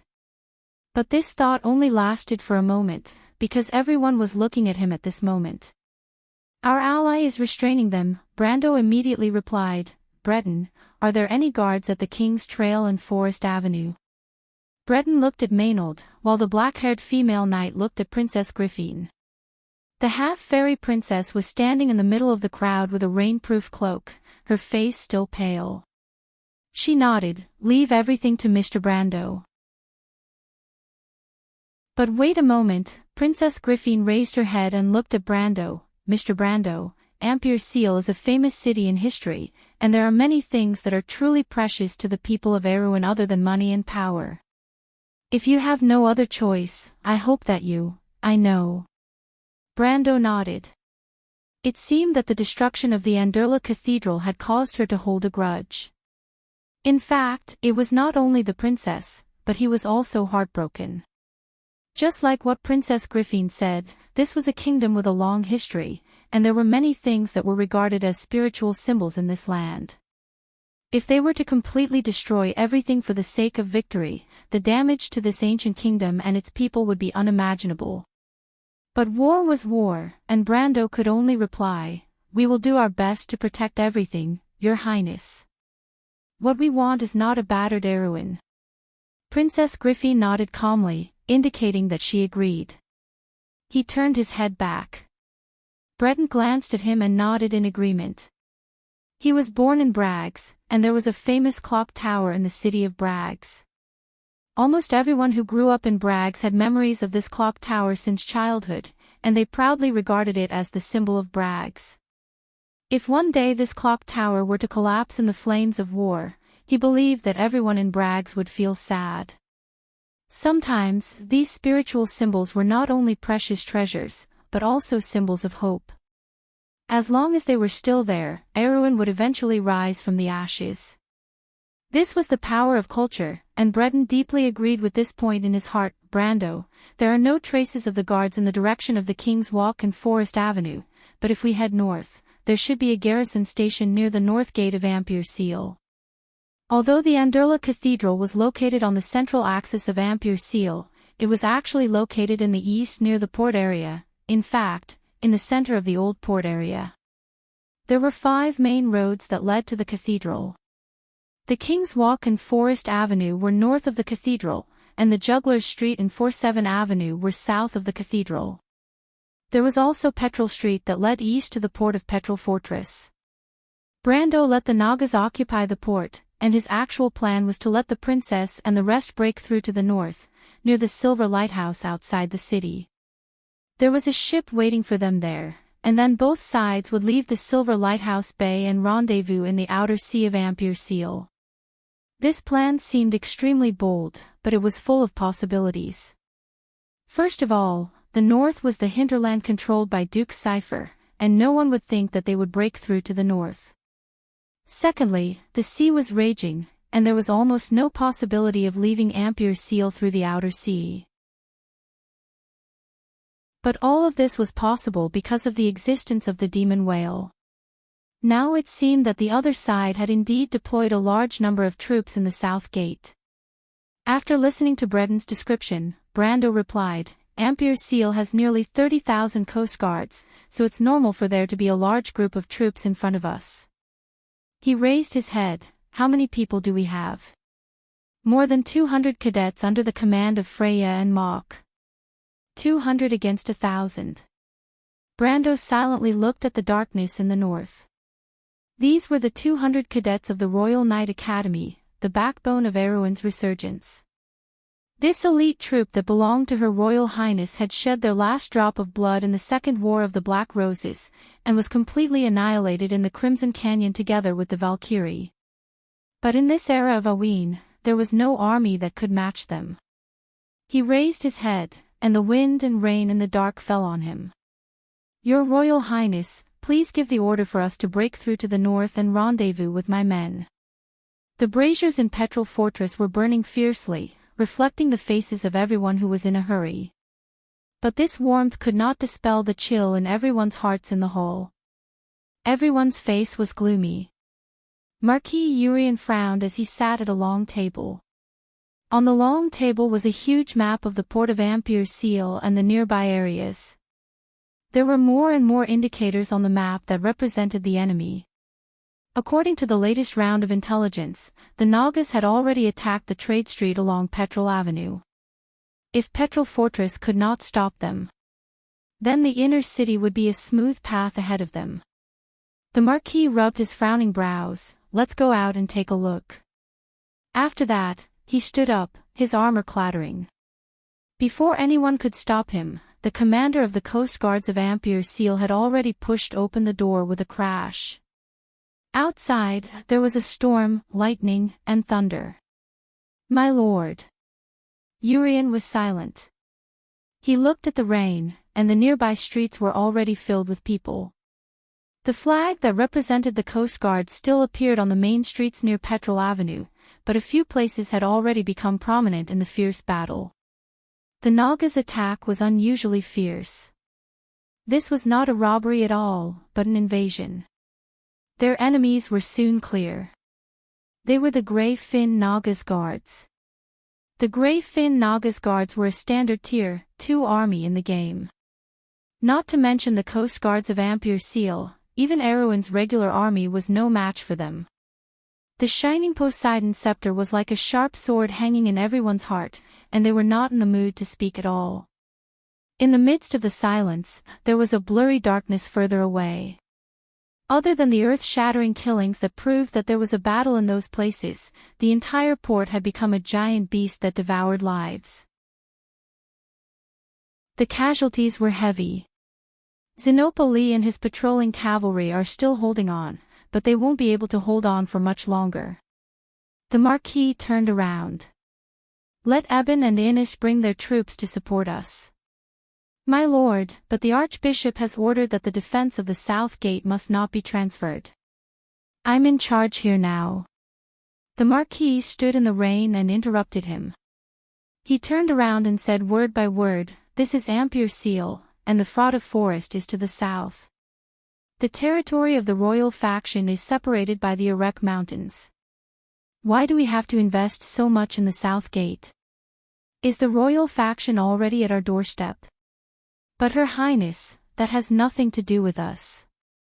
The Marquis replied coldly. "Remember, we are the soldiers of Ampere Seal. Protecting this port is our duty. If the Lord Officiator has any questions, he can come to me." The few knights around him looked at each other for a moment, then looked at each other and bowed deeply to the old soldier who had guarded Ampere Seal for more than 10 years. Finally, they left the hall one by one. The Marquis sighed. He placed his hand on the cold battlements and suddenly felt that the kingdom was just like the port, swaying in the dark storm. He could not help but look at the dark sea. A bright light rose from the surface of the sea. Carglass looked at the light and turned around. The White Lion Legion was ready to move out. There were only 100 of them, but they had the aura of 10 million people. It was hard for the average person to believe that this was an army from Tonajol. Less than half a year ago, they were just a group of youths from the countryside. His heart was burning with passion. Carglass felt that he had made the most important decision in his life. He did not know if it was right or wrong, but at least he would not regret it. "Miss Amandina." "I saw it too." Amandina stood in the rain and turned around. Her eyes were dark and gloomy. "It's time. You should get ready to move out. Please be sure to escort the Lord back safely." "I understand." Carglass, remember, the one who can save Erewhon is not the royal faction or the princess, but the Lord. Amandina replied faintly. Carglass paused for a moment. "Miss Amandina, do you also think that the Lord should not take this risk?" "It is not wise," Amandina sighed. "But it is precisely because of this that we believe that he can save this dark era. Even if he is clumsy, my father said that some people are born to bring light to others. We follow him. We only hope to see a miracle. That is all." Carglass did not say anything and only nodded seriously. He watched as the weak noble lady turned around and walked back into the house. There seemed to be some kind of determination in her, and the same kind of determination burned in his heart. He turned around. Countless pairs of bright eyes focused on him. Every young person had the same mark on them. They had come here from the loop of trade winds, and they had witnessed a miracle with their own eyes. In the endless darkness of the storm, a pillar of light pierced through the heavens and earth. It was an unforgettable sight. The person who brought light was now in this city. In the midst of this pitch-black windstorm. He raised his sword. Amandina looked at the youths one last time, watching their white armor disappear into the rain one by one. Perhaps they should be called the White Lion Legion now. They carried the ideals of this era, and walked out of a glorious period of history under her leadership. What kind of change would this bring to the kingdom? Or would it be a splash in the long river of history? Amandina silently opened the door and saw the Roman sitting upright. She was originally worried that the young lady would treat Princess Magadol as a toy, but now she could finally breathe a sigh of relief. "Roman." "Amandina." The Roman said seriously. "Yes." Amandina was slightly startled. In her impression, the young lady who always prided herself as a great merchant had never acted like this. Amandina, I'm sorry, Amandina nodded. But the Roman is about to go to Brando. What? Wait, you can't, Amandina was shocked. The young people of the White Lion Legion were about to depart, and they, who had no combat ability, had to immediately board the ship and meet up with Brando in the open sea. At this time, the Roman must not be in any trouble. But before she could finish speaking, she suddenly found that she could not move. Roman, you despicable. Amandina, listen to the Roman. The Roman stared into Amandina's eyes, giving her a fright. She had never seen him like this before. Brando is in danger. This is a trap, and only the Roman can help him. Amandina, so the Roman is about to leave. I'll leave Princess Magadal to you, please take good care of her. This is the mission Brando gave to the little Roman, and now the little Roman is passing it to you. When the young lady finished speaking, she had already pushed the door open and left. Amandina only heard her last sentence. Sister White, let's go. Please hurry, Princess Magadal told me that there is not much time left. Her face was pale. P.S. A 6,000-word chapter. Because the plot is together, I did not separate it. You know what I mean. To be continued. If you like this work, you are welcome to come to Chidien.com to vote for me. Your support is my biggest motivation. Chapter 578. Hundreds of soldiers stood silently in the pouring rain. The rainwater stirred up a layer of dense mist on the dark tower shields. The long spears emitting a cold metallic light extended forward one after another, silently forming a steel forest on the square of evergreen trees. The captain of the 7th Swordsman Brigade of Ampere Seal's Coast Guards, Sir Molosser, finally let out a sigh of relief. He tried his best not to think about the pale faces under the steel helmets and the crooked formation. In any case, they had finished setting up the defense within the estimated time. He turned around and gave a knight's salute to the young man behind him. General, it's done. Owen stared at the gloomy sky above the harbor. The Black Blade Squad and the Holy Cathedral's Air Force stationed in Ampere Seal did not have the upper hand. Their opponents were too strong. The Southern Legion had always had the strongest dragon cavalry in Erewhon, but such a force was easily abandoned by the kingdom in another period of history. He could not see that future, but now, the two armies fighting in the sky above Ampere Seal were the same kingdom's two armies. Perhaps they should have gone for more valuable victories, to face Cruz and Madara, to face more glorious opponents. He retracted his gaze and looked at the line of defense that took more than half an hour to build. He could not help but shake his head. Such a line of defense was like a thin piece of paper in front of the White Lion Legion. It would be torn apart by the wind and rain. But after all, this was the wealthiest area in the kingdom. The soldiers here did not have to face Cruz's people in the north, nor did they have to fight the undead of Madara. Their opponents were not barbarians, nor were they mountain people. It was already good enough that they could achieve this. This was the kingdom's second-rate army. Owen was also aware of this fact. He nodded expressionlessly. Yes.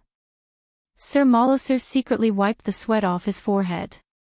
He was glad that he had passed the test. In fact, he did not think much of it. The royal faction was not stupid. Why would they come to the north and walk into a trap? But the opponent was an officer of the White Lion Legion. It was common knowledge that any noble commander in the White Lion Legion was a prominent figure in the kingdom, or an outstanding descendant of a big family. The young man in front of him was probably the latter. He could not afford to offend these people. Owen saw Molosser's nonchalant expression, and his disdain for him deepened. They were all shallow people. He raised his head and looked in front of him. On the other side of the curtain of rain was the last force of the royal faction. What kind of army was the royal faction, students? I hope he won't disappoint me. Owen was eager to give it a try. Amidst the rain, Ampere Seal was still dark, but it was almost dawn. Duroc, Mare, Cand, 4th years, gather here.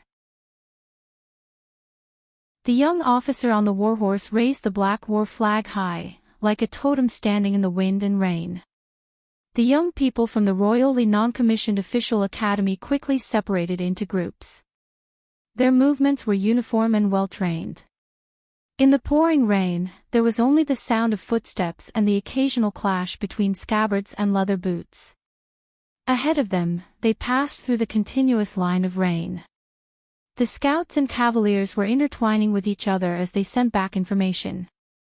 Captain Knight, we have encountered an unknown enemy ahead. They're blocking our way.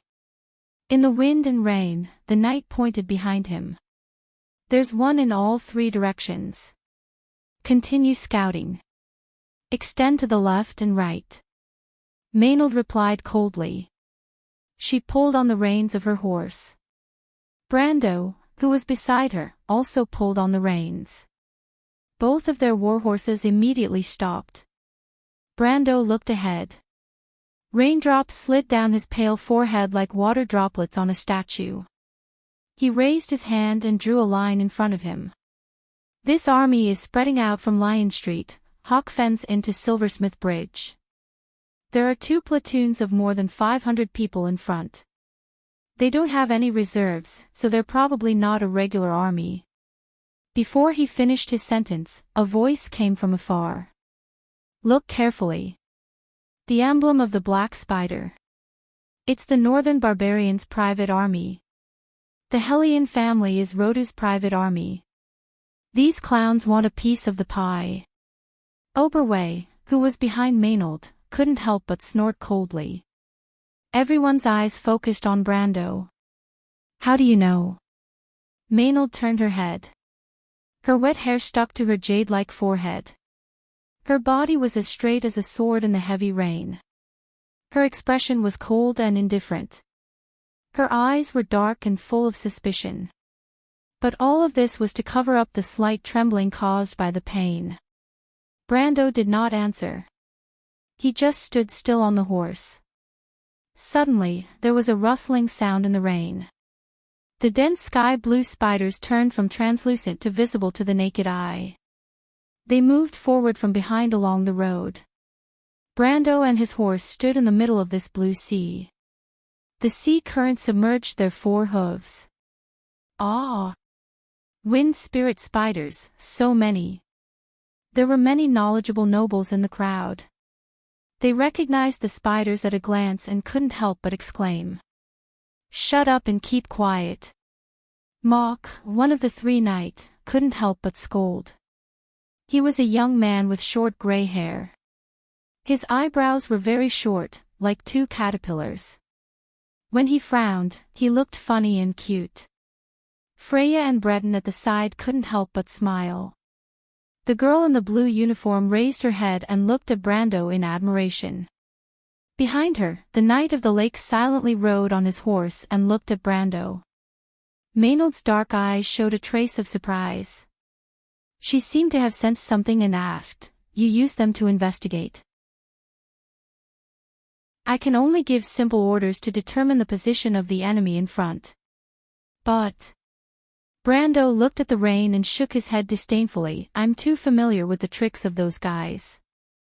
Yes, compared to the future Madara, it's really not worth mentioning. Brando closed his eyes. The Iron Horse Glacier of the past seemed to be in front of him. The army of the undead rushed towards him, and behind him was the abyss of fire. There was no way out, is that so? If you were the commander, what are you going to do now? Oberway, the Wolf Knight, was already dressed in military attire. He pulled out his sword and asked as if they were chatting. The lone wolf turned his head. Griffin let Brando take charge of the current situation, but in fact, the command of the Royal Knight Academy was still in his hands. The middle-aged man's sunken eyes were filled with a pair of firm eyes. It was easy to feel the power contained in them. We don't have time to tangle with these rascals, Brando opened his eyes. There are many two-faced guys around. We have to completely dispel their thoughts. Kill the chicken to warn the monkey, Oberway smiled. It seems that you have a lot of confidence in these young people. Brando looked back. He saw more than 200 young men and women. The night uniforms of these young people were already soaked, and their hair was wet, but only their eyes were still shining. I have confidence in people with ideals, Brando replied. Of course, he only said it with a strong sense of righteousness. If there was no history as a witness, Brando would not be so arrogant. But he knew that he had to convince Oberway, the actual teacher of Her Royal Highness, and also the pillar of the princess's party. The lone wolf of the kingdom showed a look of appreciation. He turned back and silently looked at the young people behind him. Most of these young people were personally selected by him from all over the country. For example, Freya, Breton, and some from the most loyal families of the royal family. Although they were the descendants of some small noble families, they were often the most outstanding and had the most firm beliefs. Young people like Moke were the representatives of these young people. These young people were the last hope of the kingdom. The first batch of students of the Royal Knight Academy. Listen to my orders. Oberway suddenly shouted. His voice spread far and wide with the wind and rain. Brando suddenly laughed in his heart. From now on, you will follow Knight Brendel and fight your way out of the encirclement until Her Highness is safe. Oberway said coldly, do you understand? There was complete silence. Everyone's eyes suddenly focused on Brando. If there was anyone who had the highest prestige in the hearts of these young people, it would definitely be Her Royal Highness. Next was Maynard. In fact, Maynard had always been their commander. Almost no one dared to oppose the majesty of this female knight. After that, there were a few outstanding people in the first batch, especially Breton and Moke. After Freya obtained the Lionheart sword, her strength and prestige gradually stood out, but most people still regarded her as the assistant of the first two. As for Brando, perhaps before this day, they had never even heard of the existence of such a person. If it was someone like Makarov or Oberway who was the leader of the royal faction or a veteran general in the army, they might be able to convince the masses. However, Brando was only in his early 20s. It seemed that he was at most the son of a noble. What qualifications did he have to command them? Perhaps he had shown some of his skills before, but that was just a summoner trick. It was nothing in this battlefield. Since ancient times, a strong army had its own pride. Even though these youths had not seen the real big picture, they were still outstanding among their peers. Even if they did not dare to directly disobey the order, no one dared to make a sound at this moment. They only waited for Brendel to make a decision. Freya immediately became nervous. Breton glanced at Brando but did not express his opinion. The young man called Moke also stared coldly at Brando like the rest. Brando did not express his opinion. Instead, he directly gave an order. He spurred his horse forward, then turned back and coldly ordered, the people blocking the princess's path are just chickens and dogs. Your mission now is to teach them an unforgettable lesson. But we don't have much time, so you only have a short period of time to learn this lesson. Learn this lesson. Everyone was stunned for a moment, then an uproar broke out. The young officers of the Royal Knight Academy were stunned for a moment before they understood this sentence. This guy actually meant to teach them a lesson. What a big tone. Cavalry assault. Let's not talk about whether this guy had the ability to teach them a lesson. The problem was, did he even have such a cavalry by his side? The competitive spirit of the young people was stirred up. Everyone looked at Brando with amusement, as if they were waiting to see how this empty commander would conjure up a cavalry to teach them a lesson. Brando never spoke nonsense. He turned his horse around and unsheathed Halran Gaia. He proudly shouted, "Who is willing to be the vanguard, come to my side." There was silence. Only Freya was the first to step forward. She held her sword with one hand, her knuckles turning white. For a moment, she felt as if she had returned to the night when she escaped from Fortress Reden. It was almost the same situation, and they fought side by side. It was a miracle that only he could create. Two people. Breton hesitated for a moment, then also stepped forward. Brando, what the hell are you doing? He could not help but ask in a low voice. Brando glanced at him, but did not answer. The sound of a horse's neigh seemed to come from the heavens, and the rain continued to fall. Blazing white dots of light appeared from the darkness and gathered little by little.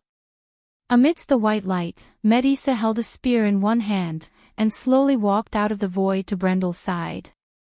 Next was Scarlet, a red-haired girl holding a halberd. Although it was no longer the spear of lightning, it could not hide her aura. Another gold ranker under the age of 20. The princess and her teacher silently looked at each other. The Shire smiled. As a mage's attendant, he naturally had to stand together with his knight. He lightly patted his horse, and the horse seemed to understand him, and docilely came to Brando's side. Next was Mephistopheles and Enrich. The vampire's daughter stood out from the rest. She wore a long cloak, and in her hands was no longer the pair of blood-sculpted scimitars she usually used. Instead, it was a spear that surged with the power of blood. The two of them stood side by side. Next was the mercenaries of Lopez. When the Nightsong Tiger and the others appeared, they caused quite a stir. The mercenaries of Lopez's reputation was not only in Brando's memory, but also in the whole continent. Their attire was so strange that they attracted everyone's attention. This is impossible. He has the mercenaries of Lopez under his command. Legend has it that the mercenaries of Lopez never leave Fanzan to fight. What is this guy's background? 1 elemental awakener, 5 gold rankers, and more than 10 silver rankers. Although the number of people did not exceed 30, when these people gathered around Brando, everyone gasped. This was an army. Not to mention the others, even Princess Griffin could not help but be startled. Although I have heard of it, I still did not expect him to have so many talented people under his command. She could not help but sigh in a low voice. But he still stands with you, Your Highness. Oberway replied. That is because of his knight's qualities. The princess sighed. But I, the royal family of Corvado, do I deserve such honor? Oberway did not answer. That's a silver elf. A scream came from the crowd. Medisa had silver hair, silver eyes, and skin as white as snow. Most importantly, the dazzling scale armor on her body was like a work of art. It was exactly like the armor of the legendary Silver Elves. The Silver Elves are back. Are my eyes playing tricks on me? Everyone was stunned. Legend has it that the Silver Elves went into seclusion after a prophecy. They claimed that until the day the 4 holy cathedrals fulfilled the Holy Covenant, they would fight alongside the Black Elves again. But the Holy War was imminent, and the day when the 4 holy cathedrals fulfilled the Holy Covenant seemed to be far away. Only Oberway could see that Medisa was different. It's a heroic spirit. The princess nodded gently. His knight had gathered around him. No one could laugh anymore. The strength of Brando's side was enough to make him a king. Everyone understood this. He raised the long sword in his hand, Halran Gaia, and the black blade vibrated slightly as it pierced through the rain. Listen carefully. Don't let me see anyone fall behind. Or else, I'm afraid you will fail. The sword fell, and the sound of horse hooves thundered. P.S. I went out today, and I got home in the afternoon, so I'm a little late. This should be the last chapter of the Book of Wrath. To be continued. If you like this work, you are welcome to come to Chidian. Come to vote for me. Your support is my biggest motivation.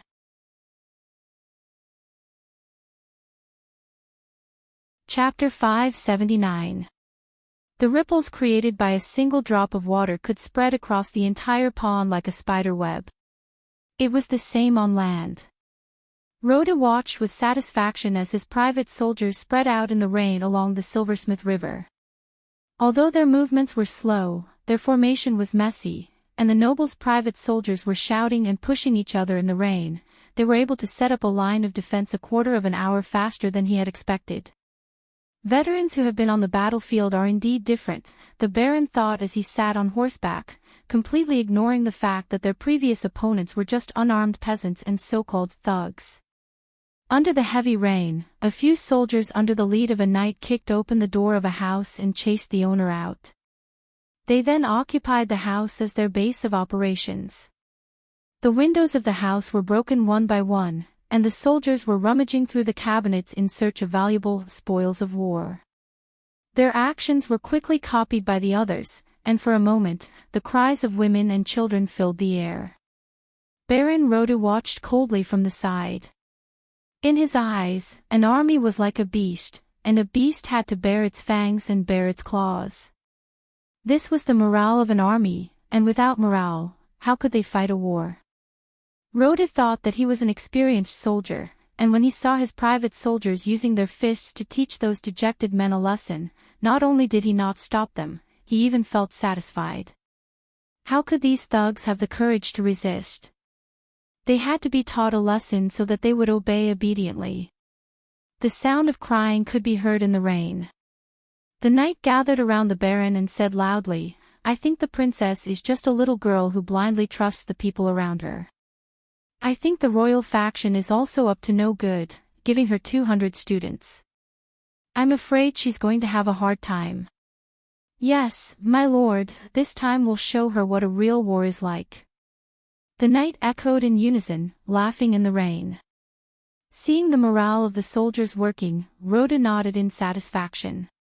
He raised a bag high and shouted, "Everyone, work harder. Whoever captures the princess will be able to take this bag of gold from my hands." His voice spread far and wide along the riverbank. Bess looked disdainfully at the enemy on the other side of the river through the brass spyglass. She frowned at Rhoda's duck-like voice. Ever since she was young, she had always been like a man.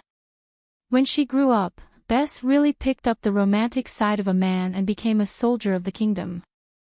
Not only that, she also became the most outstanding scout officer of the Royal Knight Academy. She put down her binoculars and stood as straight as a javelin on the horse. The thundering hooves seemed to want to merge with her. One after another, the horses and the knight leaped past her. Bess felt like she was in the middle of a torrent, and her companions were calling out the names of the knights. Kenmare. Hyman. Kiel, remember to bring my share. Eden, for Erwin. For Erwin, advance. Every young knight who passed by was shouting and shrieking. There was not a trace of fear on the young faces under the pointed helmets. There was only an indomitable yearning to move forward. And excitement. Bess silently looked at the front of the line. It was already a torrent. At the furthest end of the curtain of rain, swallowtail flags had been lowered one by one, like dominoes. She could almost hear the cold command, "Level the pike, level the pike." How unlucky, she spat. She looked back, only to see the smiling face of her companion. "What, do you regret it, Bess?" "Regret? Of course not." Bess replied contemptuously, "They're just chickens and dogs. If only it was the White Lion Legion in front. We're stronger than them. The princess's safety is more important, Bess. Your thoughts are too dangerous." "Of course I know." In the heavy rain, Rhoda raised his money bag high, waiting for his subordinates to cheer. Unfortunately, he did not get a response for a long time. The silence in the heavy rain was a little strange. "What's wrong?" He looked back in shock. Everyone was listening attentively. On the long street, the crisp sound of hooves could be heard amidst the rain. 1, 2, as if the hour hand was spinning faster, the sound was clear and powerful. Then, a storm, the hooves of the horses were lifted up and down by hundreds of thousands. They were uniform and gradually gathered into a force that shook people's hearts. A rapid drumbeat penetrated everyone's eardrums. It was as loud as thunder. The Silversmith River was just a small ditch in the city of Ampere Seal. A rainstorm would cause it to overflow over the low and flat embankment. At this moment, everyone was looking at the water. The surface of the water trembled, as if it was milk in a cup on the table. The surface of the Silversmith River trembled slightly. Until a pike cut through the curtain of rain, the shining tip of the pike was like a silver shuttle, and all the raindrops flew out from both sides of it. A man and a horse, their silver hair flying, their snow-white cloaks like flags, painted with pure lilies, as if they were still shining on the battlefield 1,000 years ago. Elf? On the other side of the river, the noble's private soldier who was holding a family captive had this thought in his mind. He was even completely stunned, and could only open his mouth wide as he watched the tip of the pike in his field of vision grow bigger and bigger. In an instant, as if time had frozen, it suddenly resumed its flow. With a squelch, the pike directly pierced through the soldier's open mouth and into his brain. The tip of the pike pierced through his throat, and then the huge impact completely shattered his skull, causing his facial features to distort.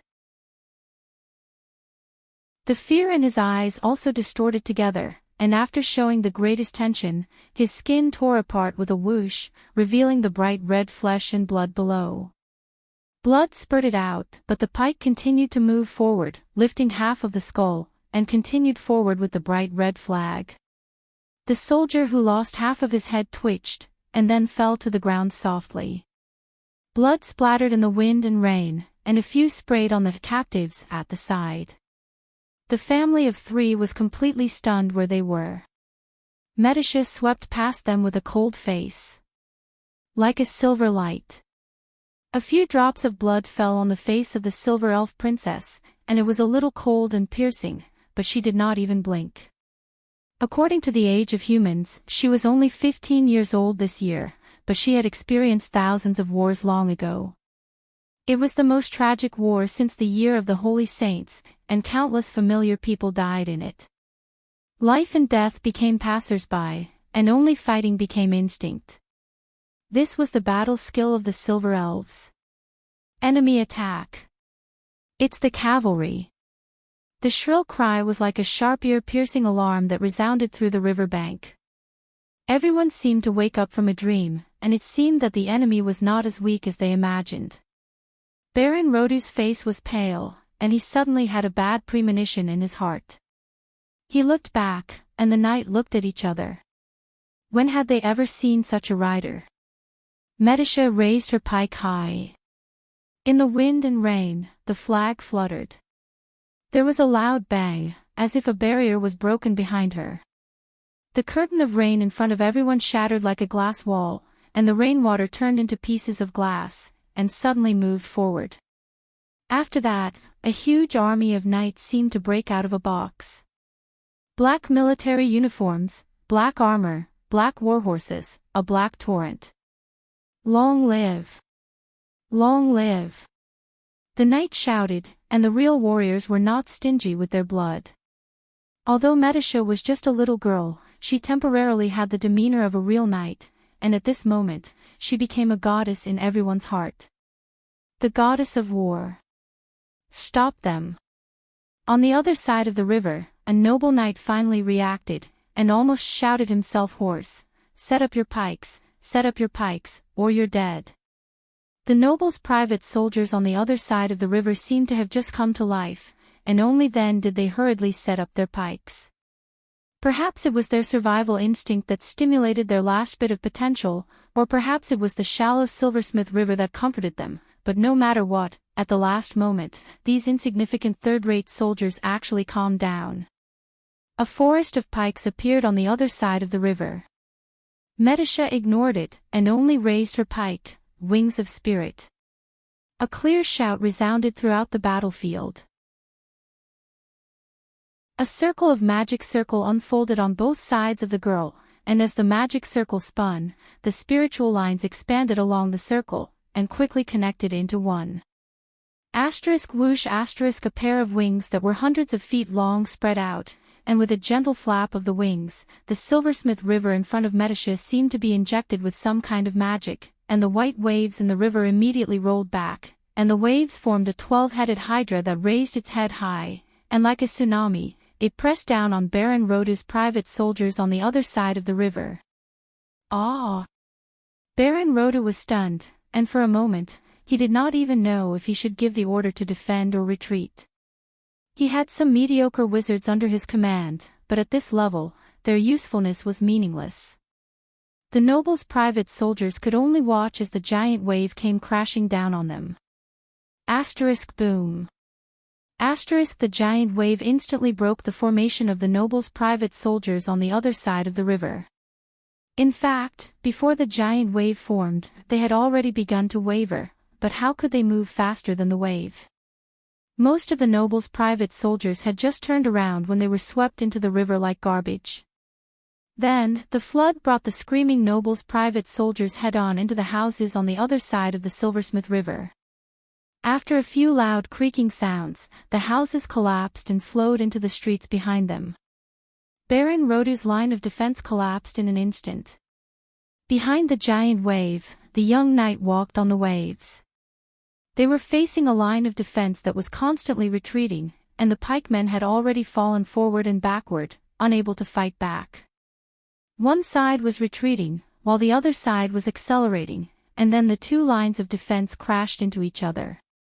It was like the scene of a comb combing one's hair. The young knights of the princess penetrated the formation of the noble's private soldiers almost without any hindrance, leaving behind a line of defense that was riddled with holes like a sieve.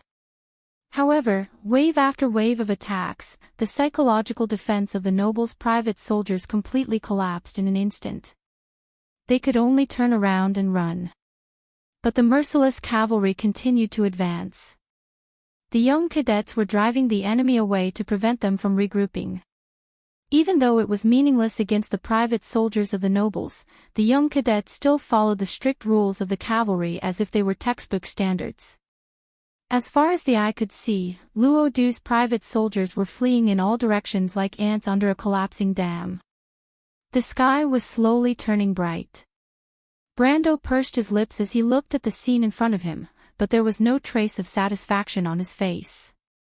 He suddenly tightened his grip on the reins of his horse, and both man and horse turned around. After standing still, he raised Halran Gaia high up and pointed it to the side. Breton, blow the horn. Have the entire army split up. Brando, what are you trying to do? Breton almost jumped up. Wasn't this the time to chase away the enemy? But he immediately became speechless.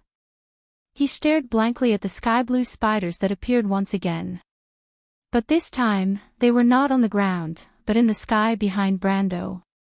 One by one, tens of thousands of wind spirit spiders appeared in the sky above the battlefield, like a dense, sky-blue net.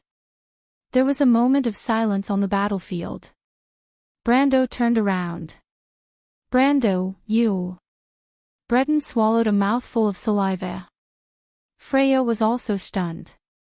It was not the first time she saw these spiders, but it was the first time she saw Brando commanding so many spiders. Listen to my orders, Brando's voice suddenly echoed throughout the battlefield. Knights of the Royal Knight Academy, continue to attack from the flanks and continue to advance, advance, advance. After a moment of silence, there was a tsunami of cheers and roars. After Baron Rodu was dragged out of the water, he stared blankly at his knight. That knight was shouting at him, but strangely, he could not hear a single word. But finally, the sound seemed to have returned to his senses.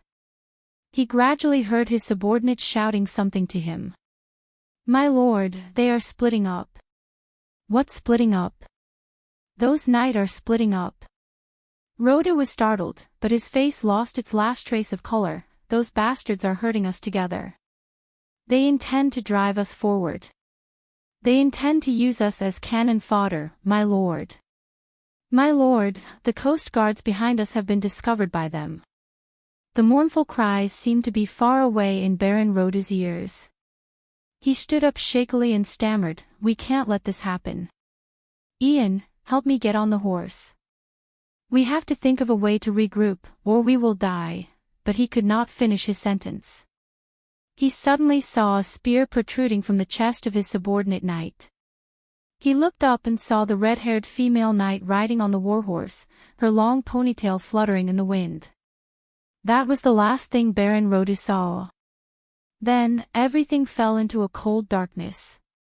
Scarlet wiped the blood off her cheeks and turned back. Her cold amber eyes only showed a little warmth when she saw that figure. On the battlefield, at the same time, almost the exact same scene was playing out in many places. Rhoda's knights obviously understood their final fate, but there were still some who tried to resist. But just as these knights were about to gather the people around them, a dazzling golden light fell from the sky. In an instant, it pierced through his body. On the battlefield, the golden light crisscrossed. Rhoda is finished. They have discovered the army of Sir Owen and Sir Molosser. Our princess is not simple. The white-haired but still hale and hearty old man turned around with a smile. He was wearing the most traditional military uniform of Erewhon, with a variety of medals hanging on his chest, and the most dazzling one was the candlelight medal of the Holy Cathedral of Fire. Leiter Dullo, deputy commander of the White Lion Legion, and also the most senior knight in the White Lion Legion.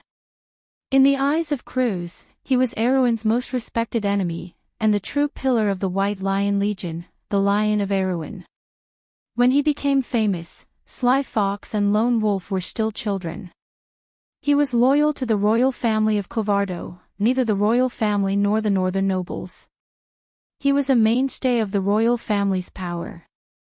But in this civil war, in order to repay the kindness of the royal family's eldest son, he stood on the side of the northern nobles without hesitation.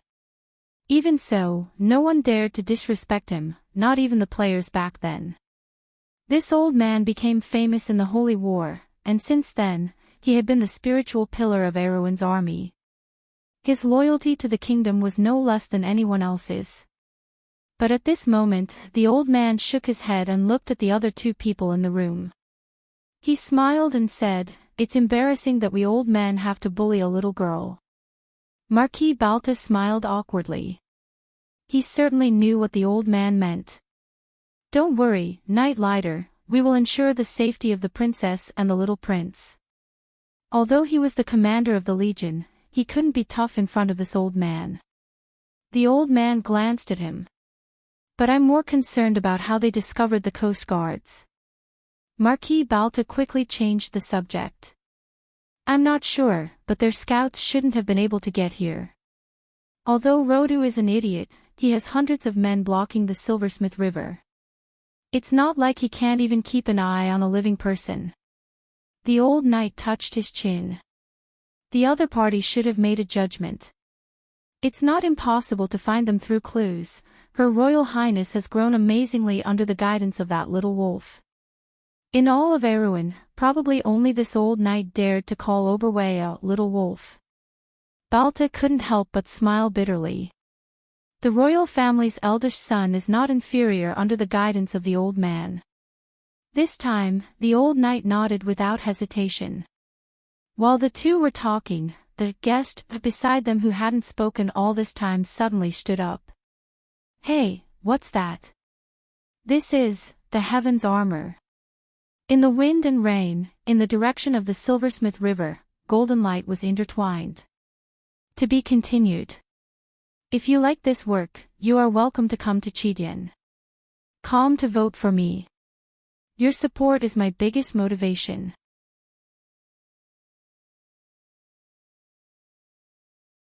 Chapter 580. The collapse of Baron Rhoda's army was accelerating.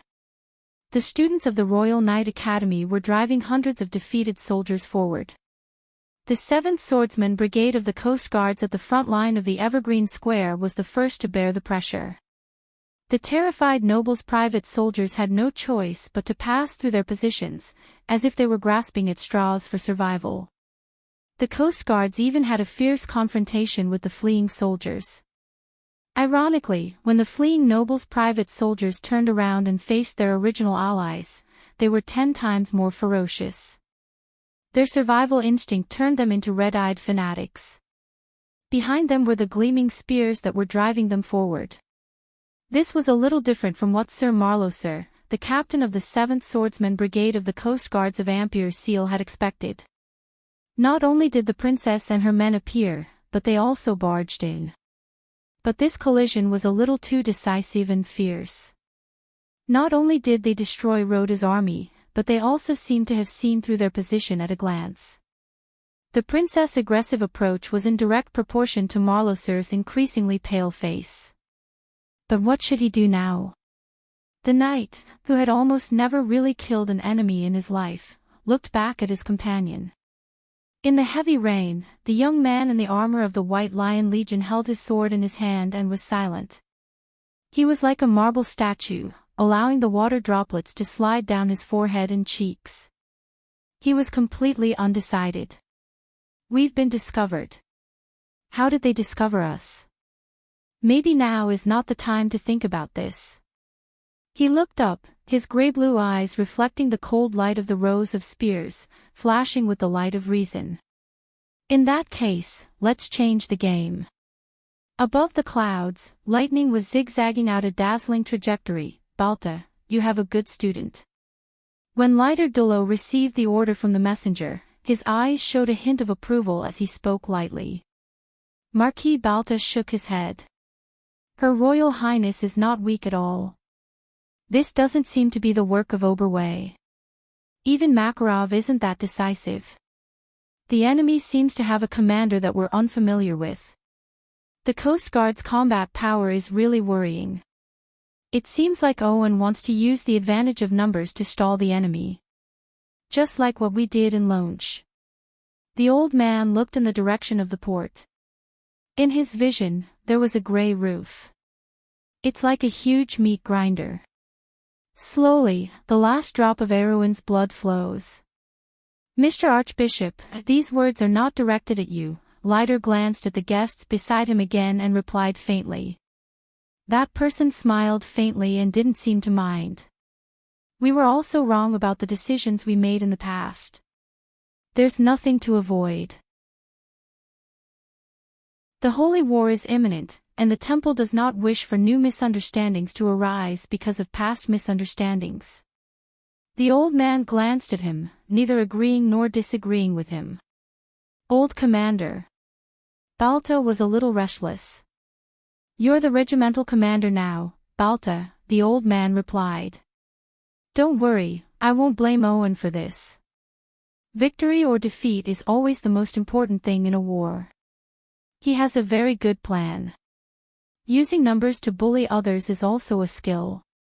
But, I'm afraid Her Royal Highness is going to suffer this time. On this battlefield, it's the blood of Erwin's people that flows. Aren't they also a bunch of excellent young men? What a pity. The old man shook his head. The sky was gradually brightening. But the battle situation was not like that. The news sent back from the front clearly told Brando that the Coast Guards were changing their strategy. But changing their minds at the last minute was not a good way to play, especially when their intentions were so obvious. Brando couldn't help but sneer. The Coast Guard's generals had decided to engage in street warfare with him. Ha ha ha, he almost laughed out loud to express the joy in his heart. The attack and defense of Kirko, the attack and defense of Braggs, the capture of Ampere Seal, the pain of Sioux, the blood of White City. There was no need to deliberately recall them. One by one, classic battles appeared in his mind. But more importantly, he had personally participated in them. He had fought against Cruz's people, against Madara's people, against All for One, and even against the Myernas, who lived in the dark, and not the third-rate Coast Guards of Ampere Seal. He turned around, and who were the people beside him? Loka Vanden Elvis, Enrique Aisha, Freya, Alicia, the three famous heroes of Erewhon's history. Two of them were masters of cavalry tactics, and one was the Valkyrie of Erewhon. In addition, there was Breton of Bucci, a strong man who led a group of knights to fight a bloody path out from the hands of the one-eyed dragon, Tarkus, and the captain of the Royal Knight Regiment, Mok. The most famous young generals of Erewhon's future surrounded him. They had truly changed an era and pulled Erewhon out of the darkest abyss of history. Although it was only for a short period of time, they were all heroes of their time. Although Erewhon was defeated, it was not because of the battle. This time, the other party was really digging their own graves. Perhaps the generals on the other side would never have thought that in the next century on the continent of Wond, because of the participation of players, the war would change at a rapid rate. It was a dark and war-torn era, but it was also a magnificent era supported by geniuses and crazy ideals. But what was always right now might not necessarily be true in the future. Loka, Enrique, Freya, Breton, Mok, the other party wants to use street warfare to delay us. Brando looked at the battlefield in front of him and smiled gently.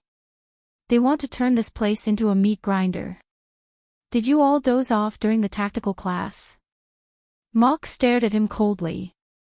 The other party's previous orders did not seem wrong, but it was not a big deal. At most, it was just following the rules. If it were them, they might have been able to do better. Breton did not answer. The Brando in front of him had changed too much. In fact, since the escape from Bucci, the other party had been transforming. Although he did not want to admit it, he had to admit that the young man in front of him was no longer the miller's son that he looked down on. Although the grudge between the two of them had been resolved, it did not mean that he would stand on the other party's side. Among the four of them, only Loka van den Elvis smiled slightly and did not seem to care. This young man was wearing the black military uniform of the Royal Knights Academy. He had light blonde hair and tied it into a ponytail. He looked a little shy and did not completely break away from the impression that the Royal Knights Academy had left on them. He was a little immature, but he already had the calm temperament of a general. In fact, in history, he had always been the leader of the three heroes. Loka van den Elvis was the eldest son of the family. His father was an unknown noble in the Viro province. In history, the family had never produced any great figures, but Loka was undoubtedly an exception. In history, Loka van den Elvis had single-handedly toyed with Cypher's army in the palm of his hand. Due to his gentle personality, he was known as the sheathed sword. It meant that once he revealed his ability, he would be unstoppable and invincible. It was a pity that before this sheathed sword could be unsheathed, he died in the war in the north. He did not even have the time to participate in the Second War of the Black Roses. This was one of Erewhon's biggest regrets. Of course, this time, Brando would definitely not let this regret happen again. The reason why he gathered these young people around him was that he was afraid that they would die in an accident in the war in Ampere-Seal. For example, Enrique of the three of them had died in the end. However, without experience, it was impossible to forge a sharp sword. Brando knew this, but he could only do his best to prevent it. My lord, this is not going to be easy.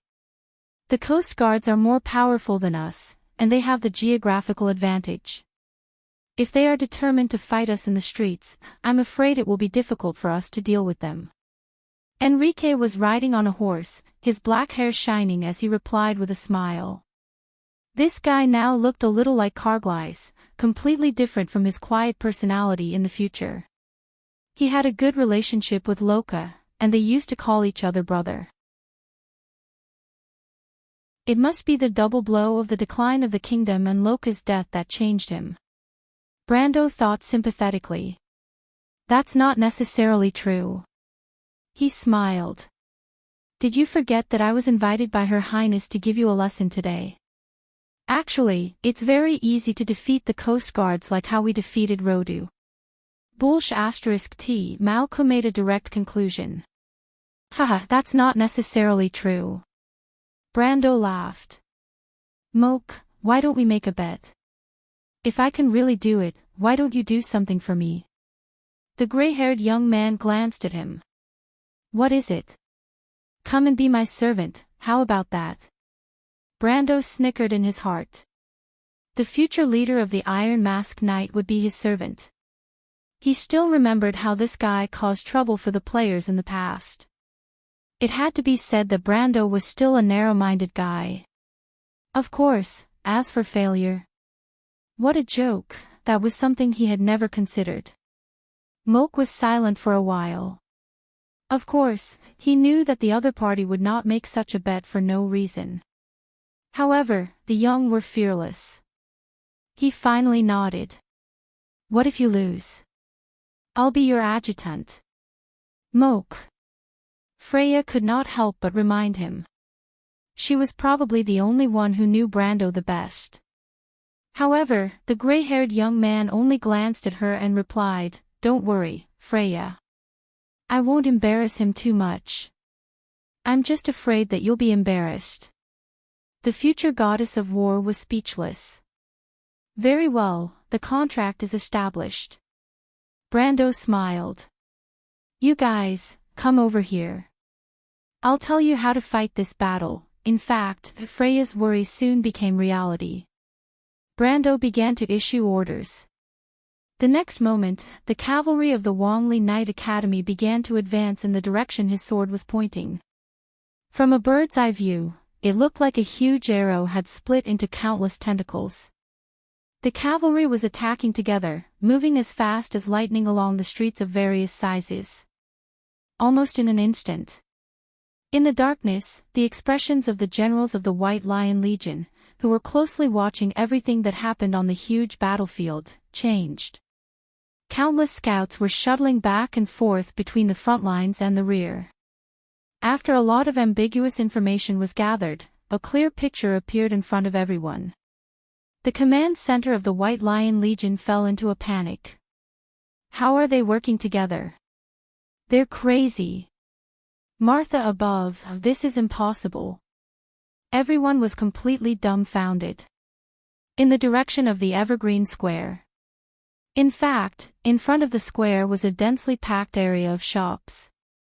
At this moment, Baron Rhoda's defeated soldiers were attacking their allies' positions from all directions through these alleys. Behind them, the young Knight Academy meticulously executed their tactics. The young knight formed small teams to drive away the defeated soldiers. On the other hand, the young knights split up and formed tactical teams to outflank the Coast Guard's positions. In just 10 minutes, the junior officers of the Coast Guards had experienced a long and unbearable nightmare. This was beyond the common sense they had learned on all occasions. The enemy could appear at any time, in any direction, wherever they wanted to, and attack their positions. They had built a standard line of defense according to the drill provided by the White Lion Legion sergeants. In the face of such an attack, they were almost vulnerable. In front of this position, the attacks of the princess side seemed to have turned into real, flowing water. When the whole army moved, mercury would flow to the ground. The situation had completely changed. How are they maintaining the command system? Image crystal. Impossible. On such a huge battlefield, any magic communication will interfere with each other. Listen carefully. Even the wizards of Bugha can't do this. Forster, the head of the White Lion Legion's 1st Guard Regiment, roared at his adjutant. His adjutant's face was pale and could only obey. But perhaps it was his adjutant's bitter smile that made Forster realize that his anger would not change the current situation. He could not help but raise his head stiffly. He stared blankly at the huge map hanging in the middle of the tent. On the map, the bright red line depicted the Coast Guard's line of defense seemed so heavy, clumsy, and full of holes. It was like a silent mockery to the entire White Lion Legion. But this was an absolutely standard line of defense. Even Cruz, the powerful Empire's infantry drill book, could not find a more perfect example of this line of defense. It was heavy and clumsy, but at the same time, it was also stable and could not be bypassed. It was invulnerable. Every point of its defense was so precise, as if it had been tempered thousands of times and modified by generations of people. He was like a slow-moving giant. There were only two outcomes when facing him: let him bleed to the last drop of blood, or let him bleed to the last drop of his own blood. It was like a perfect meat grinder. It was filled with his own life, but also the enemy's life. There was no other way but to break through directly. The White Lion Legion, Owen, and Maloise had carefully arranged this bloody battlefield, ready to let Her Highness bleed to the last drop of her blood. But just as they were about to throw a heavy punch, they found that their enemy had turned into a pile of loose sand in front of them, and then drilled into their bodies. In an instant, the giant's huge body became his own greatest enemy.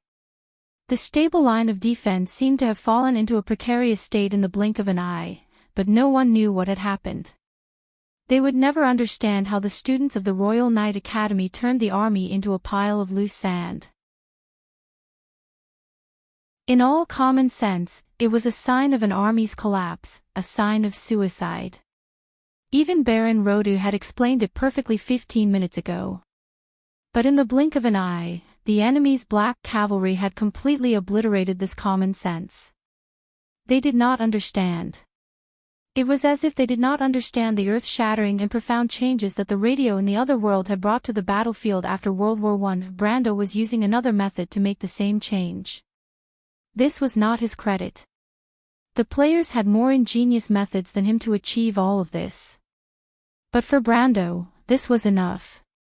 The wind and rain intertwined.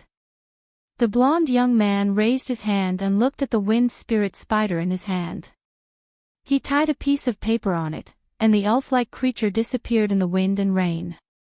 He looked back and silently looked in the direction of that person, his heart burning with passion. No one knew better than him that this war in Ampere Seal was destined to change things. This battle lasted less than a quarter of an hour from start to finish. It was destined to be recorded in history. When Forster looked away from the map, he finally realized that he might have made a mistake. He looked at his subordinates, the young men of the White Lion Legion, who still had a look of disbelief on their faces. "My lord, how did they do it?" Some of them even asked.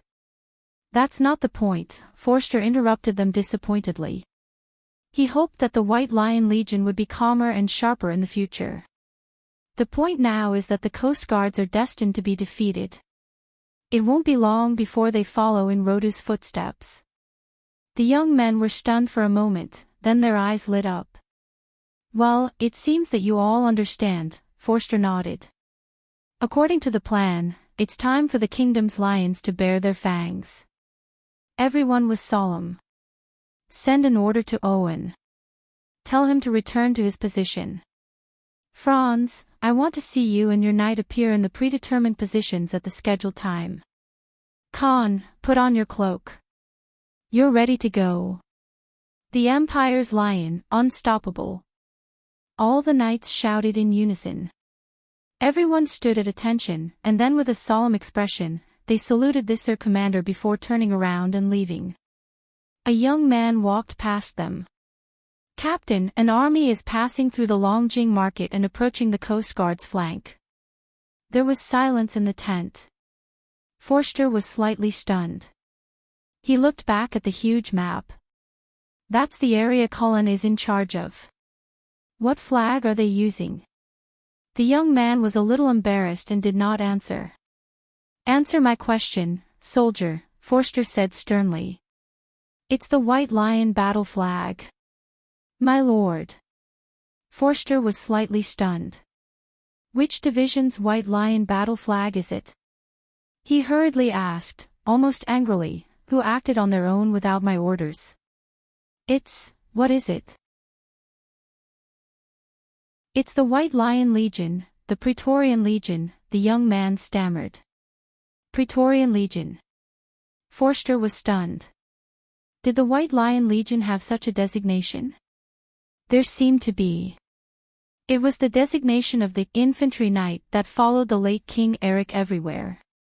But after the late King Eric passed away, this designation was left vacant forever. It was to pay tribute to Erwin's lion. Forster's expression changed. P.S. I've been thinking about it for a while.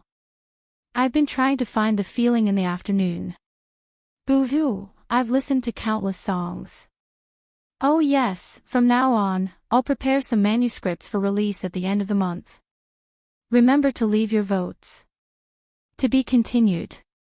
If you like this work, you're welcome to come to Chidien. Calm to vote. Your support is my greatest motivation.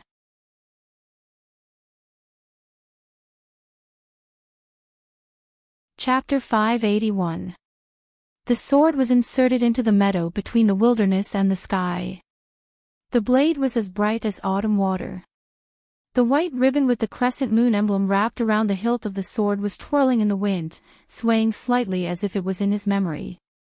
His wise and deep eyes squinted slightly as he looked with interest at the wide almond-shaped field of vision between heaven and earth. A white cloak covered his body, and under the cloak, a pair of rough hands held a black scabbard. He stood upright like a majestic lion. "My king, it's late." The old man smiled and turned back to ask calmly, "Krentel, guess what I'm looking at?"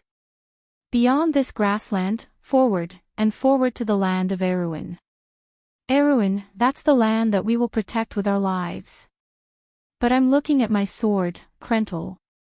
The old man retracted his gaze. The sword looked unique and slender in the wilderness, but it was able to support the world. "Your sword. I'm thinking, thousands of years later, will anyone still pick up this sword, wipe away the dust on it, and remember our oath? Will our descendants be able to withstand the test of time? Do you think Erwin will exist for a long time?" "Erwin will exist for a long time, Your Majesty. But time flies. What if one day our descendants forget the promise we made today? The people of Cruz also had the glory of their ancestors, but they have long stopped picking up everything. Maybe one day, the people of Erwin will do the same." "Your Majesty. I don't want Erwin, Krentel." The old man's grayish-blue eyes reflected the shadows of the clouds, and his soft gray hair stuck to the wrinkles at the corners of his eyes. Time had left too heavy a mark on him. The old man felt that the flame in his heart was burning to its end, but at this moment, it seemed to be glowing again. He had seen too many wars, too many sufferings, and too many people who were close to him sacrificed on this land. He closed his eyes, and the scenes of the past were like a golden scroll. It was as if they had left Cruz's land for the first time at dusk under the setting sun. That was where it all began. What I want is not Erwin and Krentel, but the soul and belief of this land. I want this voice to be passed on forever. I want the resistance and pursuit of Erwin to never be forgotten. I want its nobles to always remember their duty, Krentel. Remember, if one day the people of Erwin really forget all of this, then this sword will return to where it came from, and it will no longer protect this country. In that case, the sword would return to where it came from. Your Majesty, Erwin has really forgotten everything. It's only been 200 years. This land will no longer bear the burden of that perfect ideal, but today, the sword had returned. The sword in Krentel's eyes was emitting endless golden light. It was trembling in the girl's hand as if it had been reborn. It was trembling excitedly and could break out of the box at any moment. Krentel suddenly felt that his tears were gushing out uncontrollably, although he had stopped crying a long time ago. But those were the tears in his heart. Your Majesty, do you see? Someone picked up this sword, wiped away the dust on it, and remembered our oath. Therefore, he felt that belief again. After being forgotten for centuries, the glorious flag returned to Erwin. Brando also looked at the Leo sword in Freya's hand. At that moment, he heard the sound of the sword, like a landslide or a tsunami, as if a huge voice was reverberating and narrating. He seemed to see the glorious era and the two elongated figures in the lonely wilderness. The sword was fulfilling the oath. Would Erwin exist for a long time? Erwin will exist for a long time, Your Majesty. What happened, Freya? Maynard asked loudly. Everyone was stunned by the intense light that suddenly emitted from Freya's sword. I don't know. Freya stared at the trembling sword in her hand, dumbfounded. It seemed to have come alive and was responding to something. It seems to have felt something. The whole of Ampere Seal shook. Forster rushed out of the tent like a madman. The entire command post of the White Lion Legion was shrouded in a loud buzzing sound. In the camp, everyone involuntarily stopped and raised their heads to look in one direction. Right in the middle of the camp, the huge White Lion war flag was emitting an incomparably dazzling light. The war flag stood tall in the wind and rain. The White Lion on the flag seemed to have come alive at this moment, baring its fangs and claws. The glorious flag. Forster was suddenly stunned. He seemed to have understood something and looked towards the west in a daze. Knight Captain Cullen of the 4th Column of the White Lion Legion was also looking in the same direction. In the wind and rain, an army he had never seen before was slowly passing through the curtain of rain and arriving in front of him. There seemed to be singing in the rain. I swear an oath before this sword. I swear to lead my people away from slaughter and strife, away from the arrogance and greed of the nobles. I swear to not repeat this cold-blooded mistake. I will make the nobles of the new kingdom follow the spirit of the knight, fair and strict, upright and brave, benevolent and generous. I swear that I will do so today, and every day will be the same. Silver elven helmets bathed in the rain. The White Lion on their shoulders seemed to have walked out of the legends. The sword in their hands was 5 feet long and as wide as a palm. There was the mark of a lion's heart on the hilt. They wore heavy armor and a scaled skirt. At this moment, the legend and reality overlapped. The army that slowly walked out of the rain hit the softest part of the hearts of the White Lion Legion in an instant.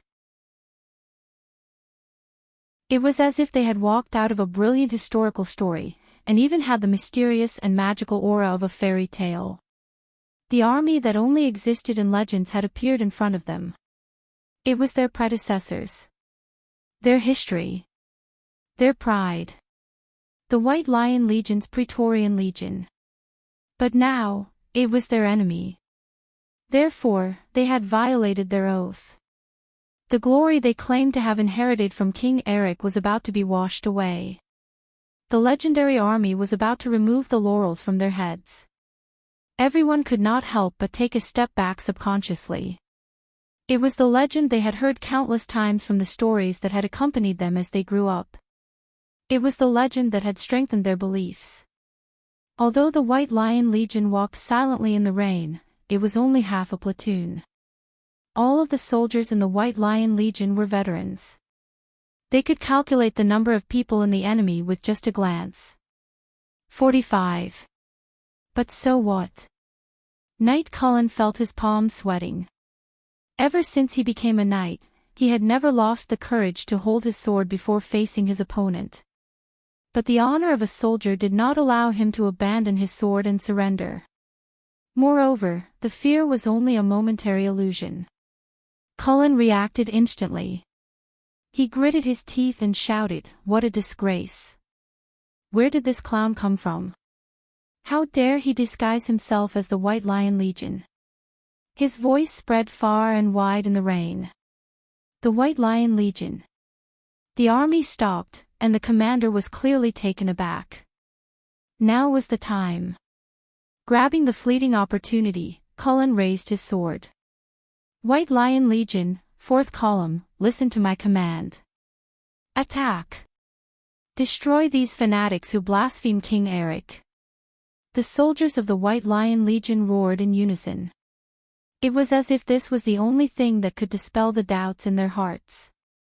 Just like how their ancestors and comrades had charged at Cruz's cavalry on the highlands, for the first time in thousands of years, they charged at Erwin's people.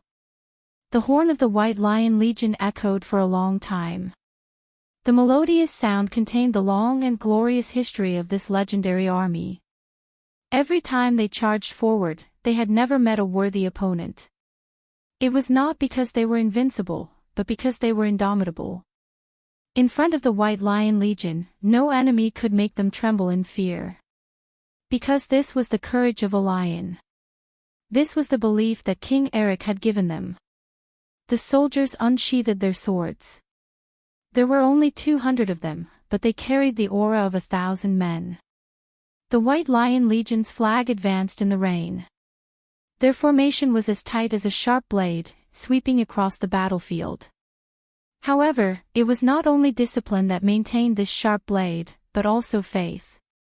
For the first time today, the hand holding the sword felt sluggish. It really is the White Lion Legion. Carglass suddenly felt that this was an illusion of fate. It was as if an invisible hand had arranged for them to meet, and this meeting was eternal. However, he also understood what it meant to have an unexpected enemy formation on the battlefield. There's a change in the situation. The young commander decided to meet up with the Lord immediately. But before that, they were blocked by another army called the White Lion Legion. He unsheathed his sword. Cullen gripped his sword tightly as well. Listen to my command. White Lion Legion. In the pouring rain, 2 orders were shouted at the same time. Carglass had expected this, but Cullen felt as if he had been shot by a sharp arrow. In front of him, the strange yet familiar army suddenly sped up. Although their heavy armor dragged the ground and their swords accompanied them, it was as if every one of them had the terrifying aura of a galloping horse. The ground trembled, and the green slabs on the long street were slightly tilted up. Infantry Knight. Cullen's palms turned white. This was the legendary Infantry Knight. The White Lion Legion's armor was surrounded by a green wind. The White Lion Legion had lost this forging technique after the Battle of Lune. This was the core technique of the half-plate Wind Empress, a secret technique that allowed heavy armor to be as light as a light armor. They were all magic armors. The soldiers of the White Lion Legion felt oppressed. Since the end of the Holy War, or 2 centuries, Erewhon had never had an army like this. But the key was the indomitable aura of the 2 legions. If there was anything different, it was that the other party seemed to have a kind of perseverance that they did not have. They could see the pride and glory of being a soldier, but there was something in the other party's sparkling eyes under the mask that they had never seen before. Perseverance. And pursuit. The 2 armies were only a hair's breadth apart. The veterans of the White Lion Legion were fearless. They even felt a little ashamed. It was not the glory of the White Lion Legion to fight with numbers. But this did not stop them from raising their swords. Their hearts were filled with determination. The experience they had gained from hundreds and thousands of battles allowed them to deal with all kinds of unexpected situations coldly and calmly. But an accident really did happen.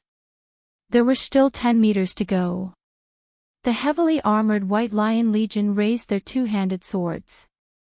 The swords were 5 feet long and as wide as a palm. There was a lion's heart mark on the hilt and 3 claw marks on the blade. It was the legendary sword of the lion. But Cullen saw that the swords in the hands of the enemy were glowing slightly. Not good. An ominous thought suddenly flashed through his mind. Dodge. The captain of the knight tried to salvage the situation at the last moment, but it was too late.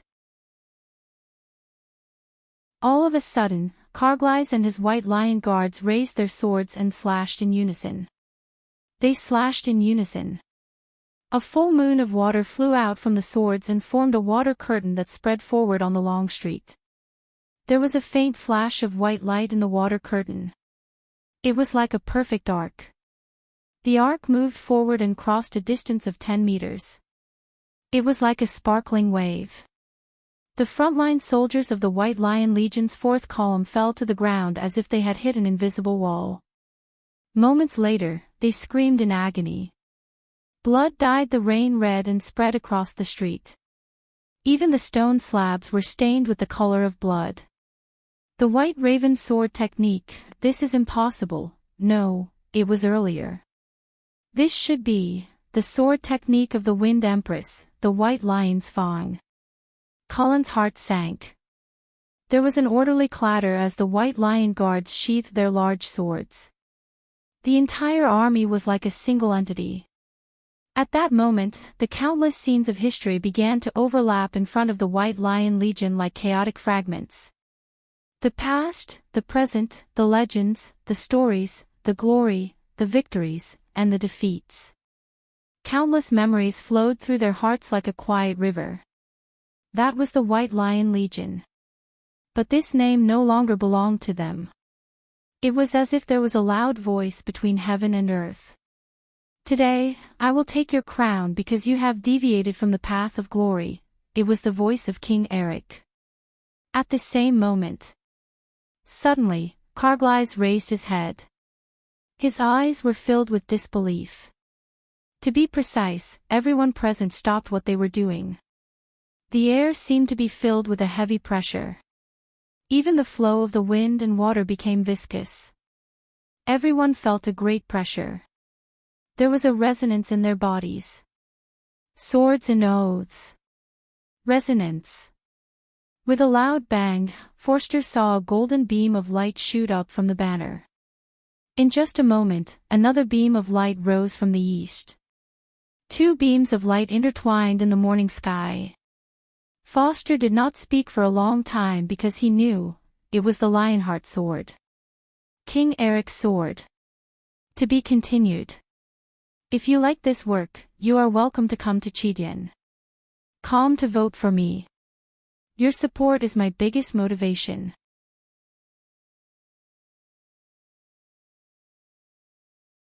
Chapter 582. The pillars of light reflected each other in the rain.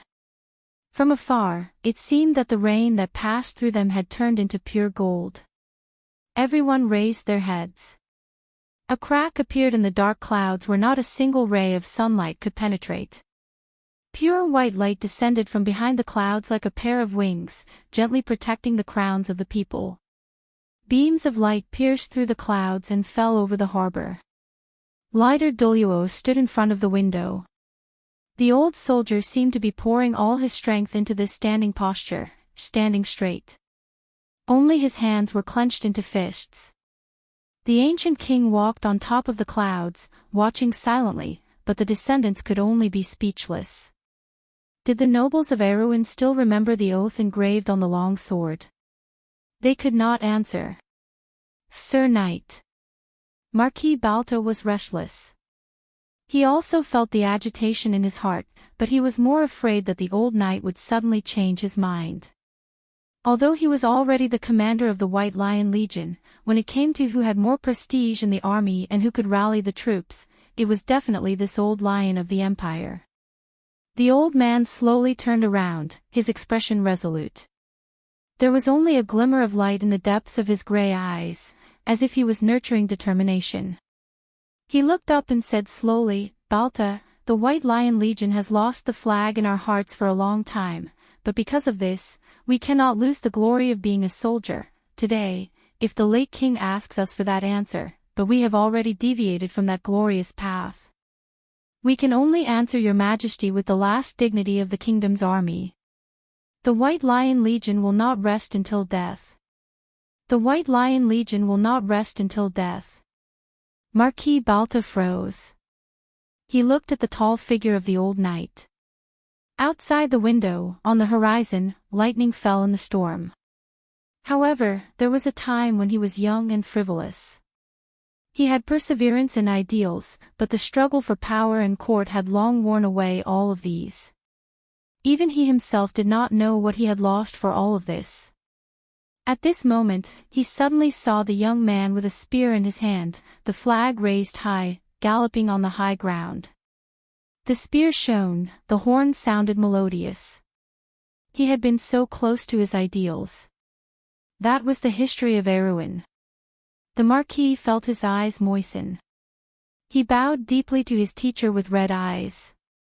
Today, he finally understood that he had finally learned the last lesson of the night. Persist. The crew's people were once glorious, a voice said quietly. But we learned to compromise. Ideals and reality are not always harmonious. A free and firm heart is certainly desirable, but a person who has achieved self-sacrifice is also worthy of respect.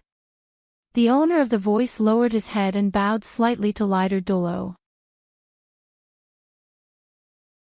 The old man shook his head with red eyes and sobbed, "Old friend Wood, Erwin is bleeding." I understand. The former Archbishop of Ampere Seal was in the room. At this moment, he could not help but close his eyes slightly, his expression somewhat moved. He sighed heavily. Yak built a kingdom full of heroes. I'm sorry. It was at this moment that a servant in a priest's robe suddenly pushed open the door and shouted in a panic, "Lord Archbishop, they are resonating too much. We can't control it anymore." Wood did not seem to hear him. He just looked at Ampere Seal outside the window with emotion. He knew this kingdom and these people. Even at the last moment, there were still people fighting for it. But whether right or wrong, at least they had courage. Compared to those cowards who hid in the dark and shivered, at least there were people who were fighting against fate. However, one day, Cruz would also be at sunset, and the glory of the Empire would no longer be there. What would happen then? Lord Archbishop. Do your best. No, he'll always notice, Wood replied without looking back. He thought of the young man he saw that day and shook his head. But whether it's right or wrong, there are some things we have to do. As for the result, let's leave it to history. The light that fell between the clouds was like a big hand, and the huge pressure pinned everyone to the ground. It was the curtain call. Holding a long sword in his hand, Cullen stood in the torrential rain.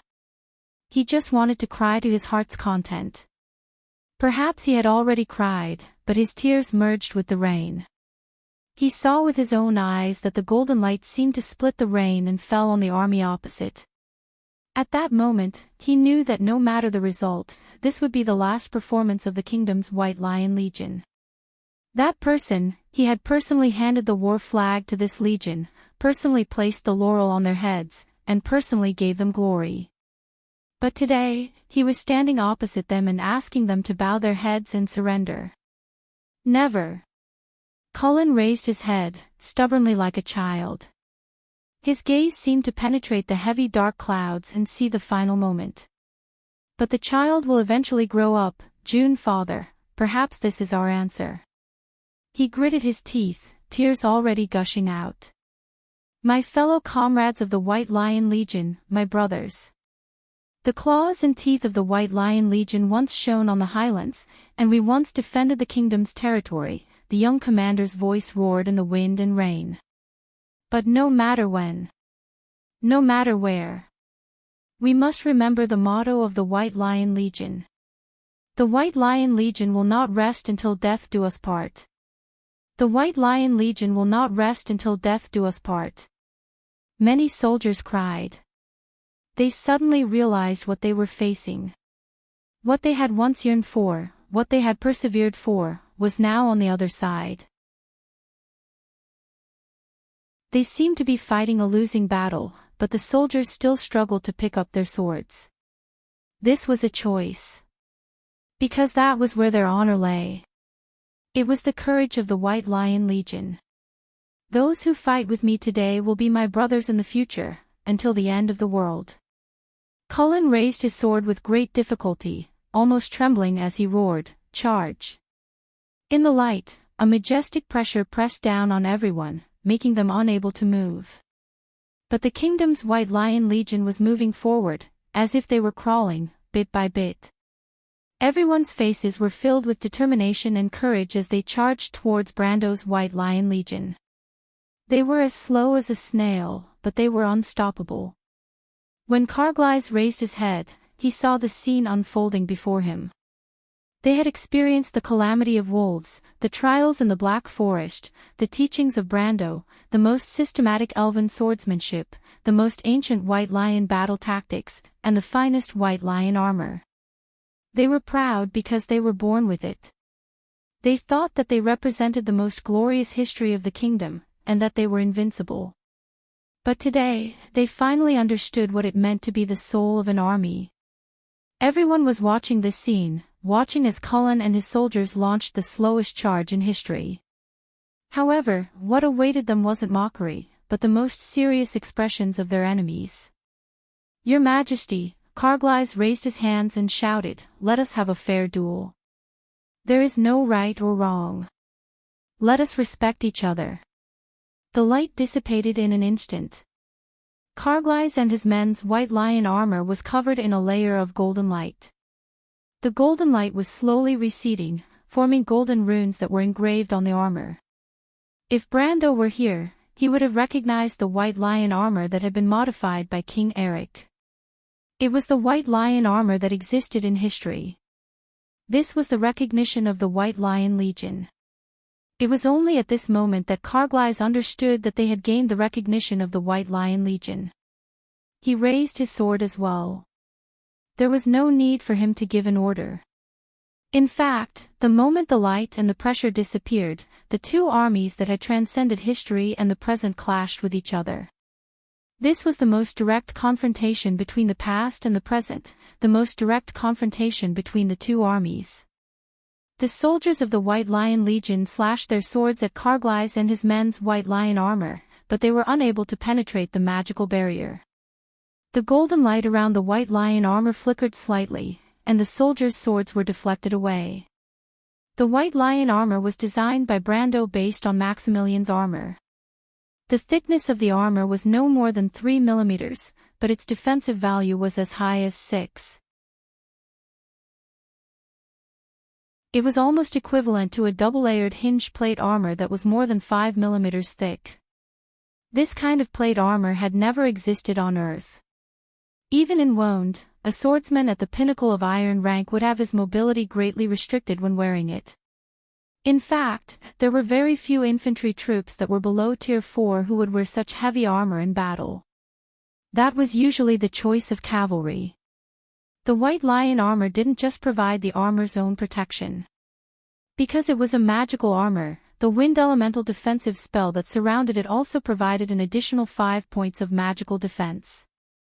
Even for the kingdom's White Lion Legion, whose average strength was at the pinnacle of black iron, it would be difficult for them to break through 5 points of magical defense. However, since the decline of the royal family, the situation of the White Lion Legion was not as good as it used to be. In the past, the White Lion Legion did have a glorious period when everyone was given magical armor and enchanted swords. However, even now, only a small number of elite troops in the Legion were given magical armor. As for enchanted weapons, they were out of the question. Due to the size and material of the weapon, it was harder to enchant it than armor. Therefore, it was more valuable. Erewhon, including the royal family's knight regiment, did not have any army that could afford enchanted weapons. Not to mention, the White Lion Legion's 4th Regiment was not considered an elite unit in the Legion. There were more than 200 people in the Legion, and only a few of them had magical swords. Most of them were personal items. In fact, when Cullen swung his sword at Carglass' neck, he could not help but feel bitter. The sword in his hand was a family heirloom. Although it was only a glimmering magical sword, it was at least on the level of an enchanted weapon. However, when he swung his sword, he only managed to make a deep cut on Carglass' armor. Of course, Cullen did not know that Carglass' White Lion Legion's armor was specially reinforced. He thought that everyone in the Legion had the same armor, and his heart sank. He was a silver-ranked swordsman, and yet he could not even break through Carglass' armor. If even he could not do it, the others would not be able to do it. Cullen was startled, and so was Carglass. He did not know how powerful the White Lion Legion's veterans were. Carglass' strength had reached the mid-silver rank after his experience in the Black Forest, and his white raven sword style was far superior to Carglae's. However, Carglae's simple military sword style almost caught him off guard. It was just that the sword was too fast. It was as if the other party had guessed his intentions. He blocked the direction of his sword and slashed at his neck. If not for the White Lion Legion's armor being stronger than expected, Carglae's head would have been separated from his body. At this moment, Carglae's felt the pain that Bugha, the White Knight, and Ibran felt when they fought against Brando. Carglae's could not help but break out in cold sweat. He was not the only one who was breaking out in cold sweat. The other youths from Tonajul were also getting more and more frightened. Although they still had the upper hand, the White Lion Legion had been losing soldiers since the beginning of the battle, while Carglae's side did not even suffer a single light injury. However, it was clear that this was not due to them. In fact, the White Lion Legion's battle armor was simply too overpowered. In fact, they were constantly being suppressed by the White Lion Legion's veterans. They almost couldn't even retaliate. However, the White Lion Legion's veterans would often slash them more than 10 times, and the White Lion Legion's armor would not be damaged at all.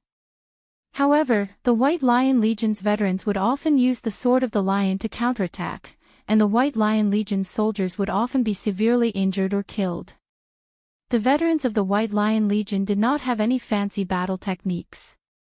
They relied on the limited acceleration provided by the defective White Lion armor to seize the opportunity to attack. Every single time, Carglae's and his men would be caught off guard. However, the more Carglae's fought, the more surprised he became. On the other hand, Carglae's was having a hard time. No matter how much of an advantage they had, they would never be able to win. Moreover, Carglae's men were not a bunch of weaklings. Carglae's men were like rookies on the battlefield. All they lacked was experience. However, they were becoming more and more mature. Their counterattacks and defenses were becoming more and more stable. In comparison, Carglae's men had become their teachers, teaching them how to kill themselves. Carglae's could not help but close his eyes in pain. Carglae's could not take it anymore. He was not a fool. If this continued, they would not be able to learn anything. He was afraid that the morale of Carglae's White Lion Legion would be depleted. Although arrogance was a path to death, an army could not be without its own pride. He could not help but look at the White Lion Legion's veterans with admiration. At the same time, he gave the order, "White Lion Legion, abandon your defenses and attack with all your might." He almost roared out these words. It was somewhat laughable. Their clumsy defense was completely useless in front of the other party. Instead, it was better to simply leave the defense to the White Lion battle armor and go all out to crush the other party. Although the order sounded ridiculous, it was the best idea that Carglae's could think of. It was also the most effective. The young men from Tonajul no longer panicked when they gave up their defenses. It was as if they had returned to the dark forest. Their opponents were still those terrifying monsters. They did not need to be confused anymore. All they needed to do was to muster up all their courage and charge forward like that day. That was enough. Carglae's and his White Lion Legion roared in unison. They raised the Sword of the Lion in their hands and charged forward.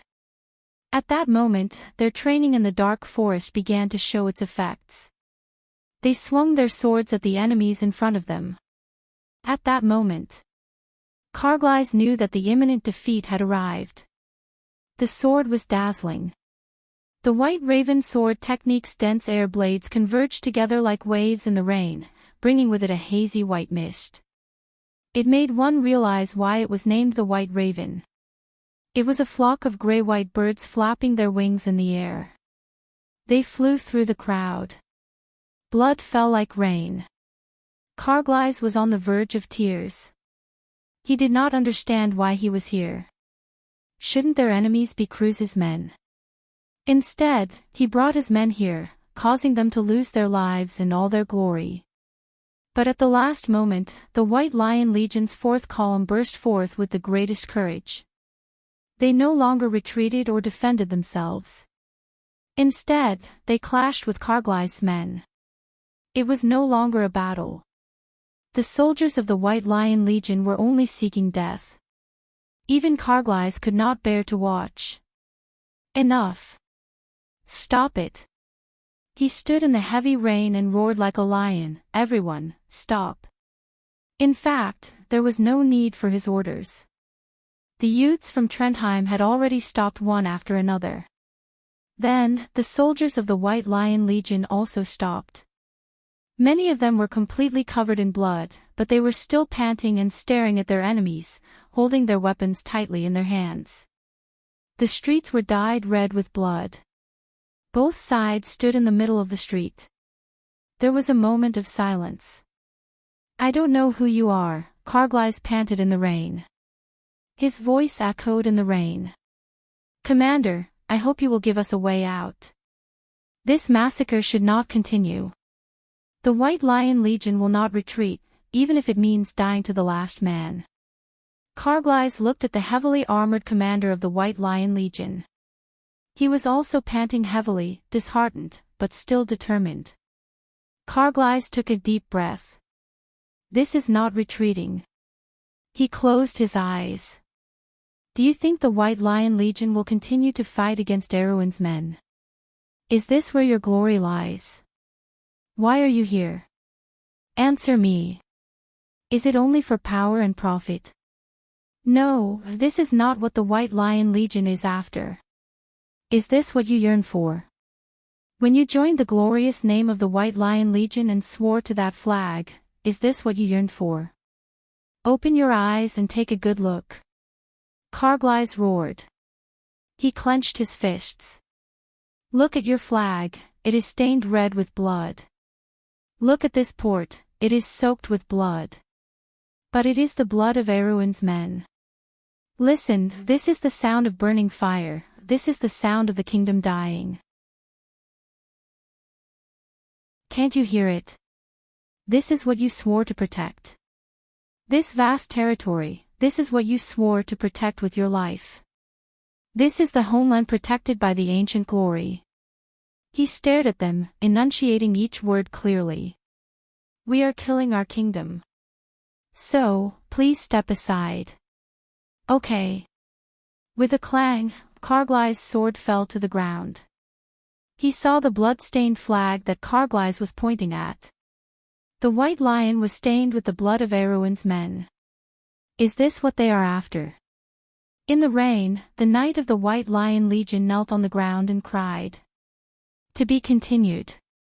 If you like this work, you are welcome to come to Chidien. Come to vote for me. Your support is my biggest motivation.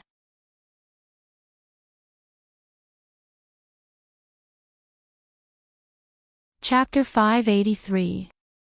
Amidst the wind and rain, a golden pillar of light pierced through the heavens and earth.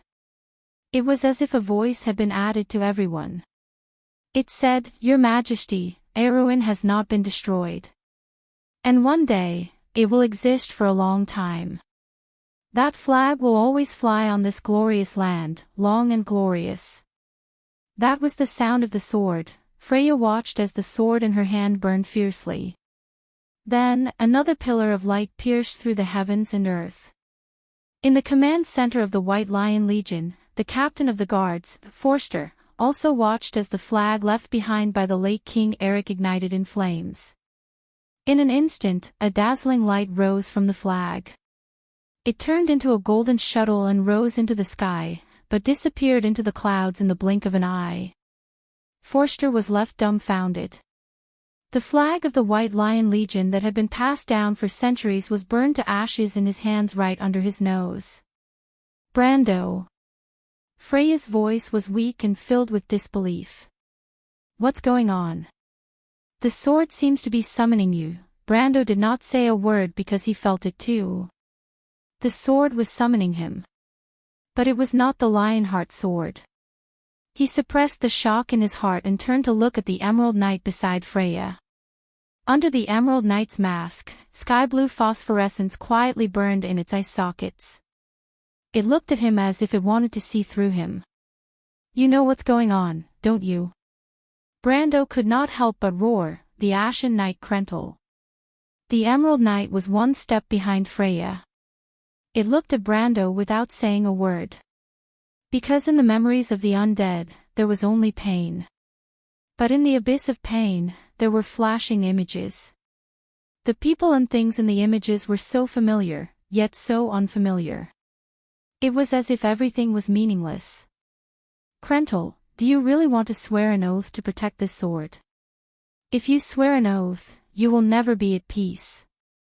Your soul will linger on this land, unable to rest in peace. Your Majesty, for the sake of this belief, we have long abandoned everything." The young man with long, pale blonde hair smiled and replied. The old man sighed and looked at him. "Krental, I've separated the sword from the soul. I'll give one to you and the other to Lucan. You will protect the royal family with it, and Lucan will become the next commander of the White Lion Legion. If the nobles do as I say one day, you will leave with it and go to Ranner. Until one day, someone picked up my sword and remembered our oath. When that day comes, the soul of the Lionheart sword will definitely acknowledge him. Your Majesty. Krental, you once asked me why I brought the Lionheart sword out of Cruz." The old man was silent for a moment before he suddenly replied, "Actually, I didn't choose the Lionheart sword. The Lionheart sword chose me. Your Majesty." Holy Sword Odorfice inherited the will of the Flame King, but its soul is in the Lionheart sword. His beliefs, his ideals, and everything that the people of Erewhon have long forgotten. Krental, you must never forget that the people of Erewhon are also the descendants of the Flame King. In the boundless rain, another pillar of light had disappeared forever along with the war flag of the late King Eric. However, Brando suddenly felt that there was a great soul watching him from above the clouds. It was a majestic, powerful, and noble soul. He could not help but look up. It was not the will of the late King Eric, but an even more blazing and upright law. Dark clouds were gathering there, but suddenly, a pillar of light descended from above the clouds and struck Brando between his eyebrows. Brando could not help but scream. At that moment, it was as if a flaming spear had pierced his mind, causing his entire mind to turn into a sea of fire.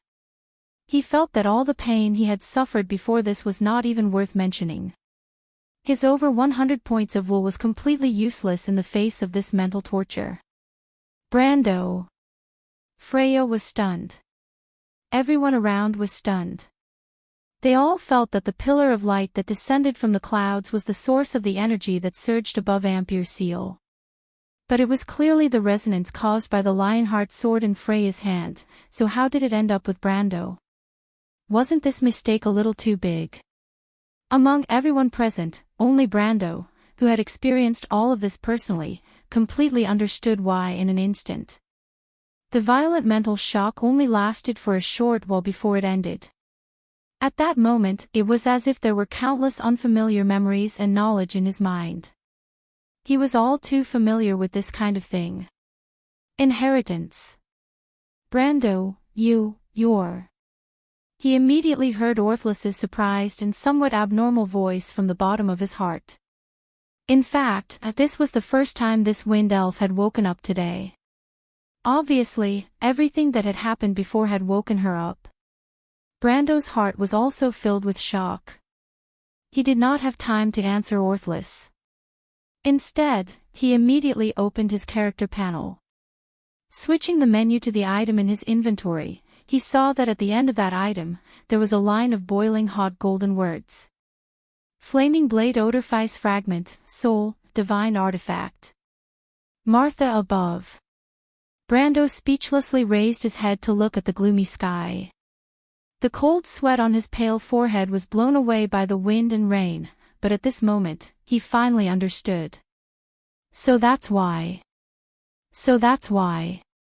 He finally understood why the sage's slate resonated with the Lionheart sword at the divine artifact level. But the Lionheart sword was clearly a fantasy weapon. Although Bosley had explained that the Lionheart sword was a component of the Flaming Blade Odorfice, he still had doubts. Because whether or not the Lionheart sword was a component of Odorfice, when it was a component, it was still a fantasy weapon. At least in the game, this was very clear. But today, he finally understood. The Lionheart sword was the Lionheart sword, and it originally contained the soul of the Flaming Blade Odorfice. The two had already merged into one. And the one that resonated with him was actually the soul of the Flaming Blade Odorfice. And the one that acknowledged Freya was the Lionheart sword itself. Until today, when they separated once again. Brando turned to look at Freya. The flames burning on the Lionheart sword in the future Valkyrie's hand were gradually extinguished, and the pillar of light that enveloped her body was slowly dissipating.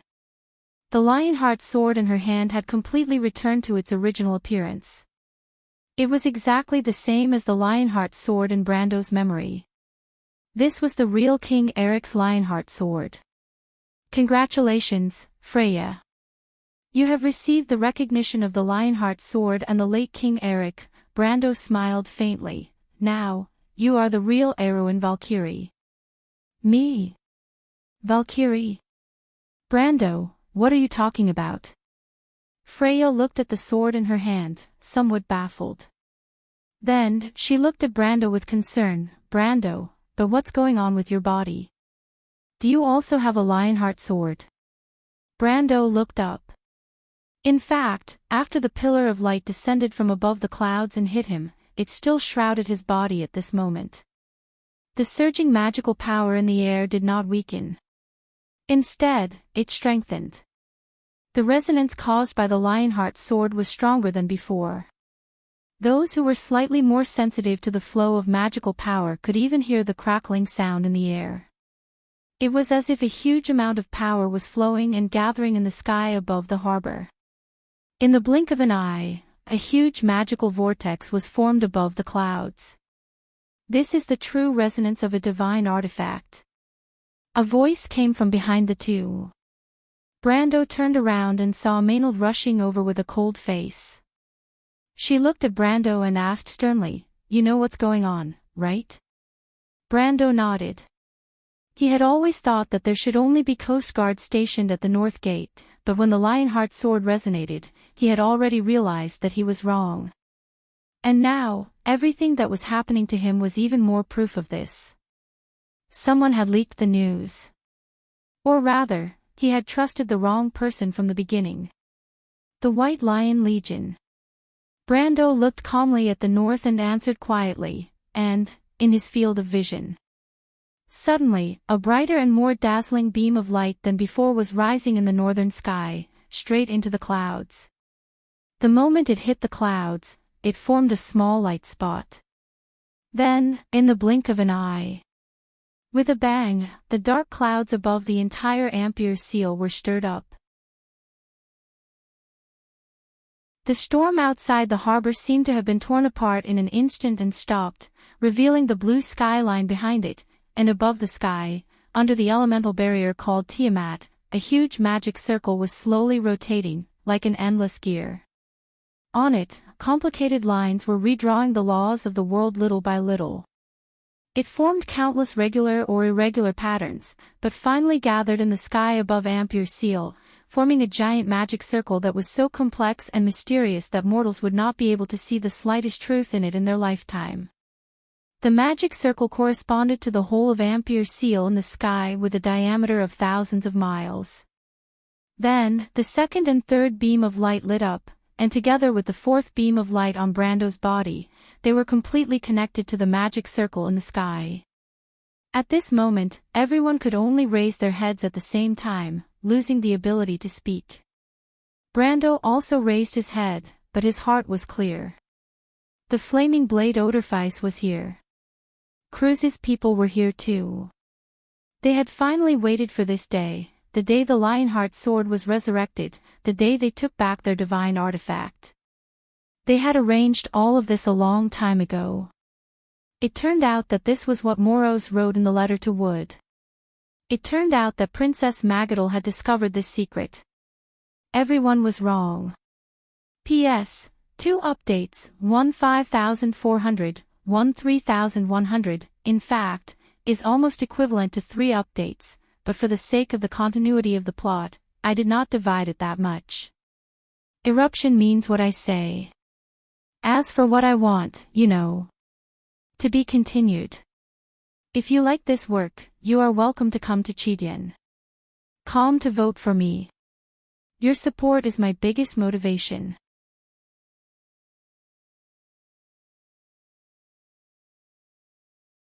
Chapter 585. In the blue sky, Martha's Tiamat element resonated with the artifact.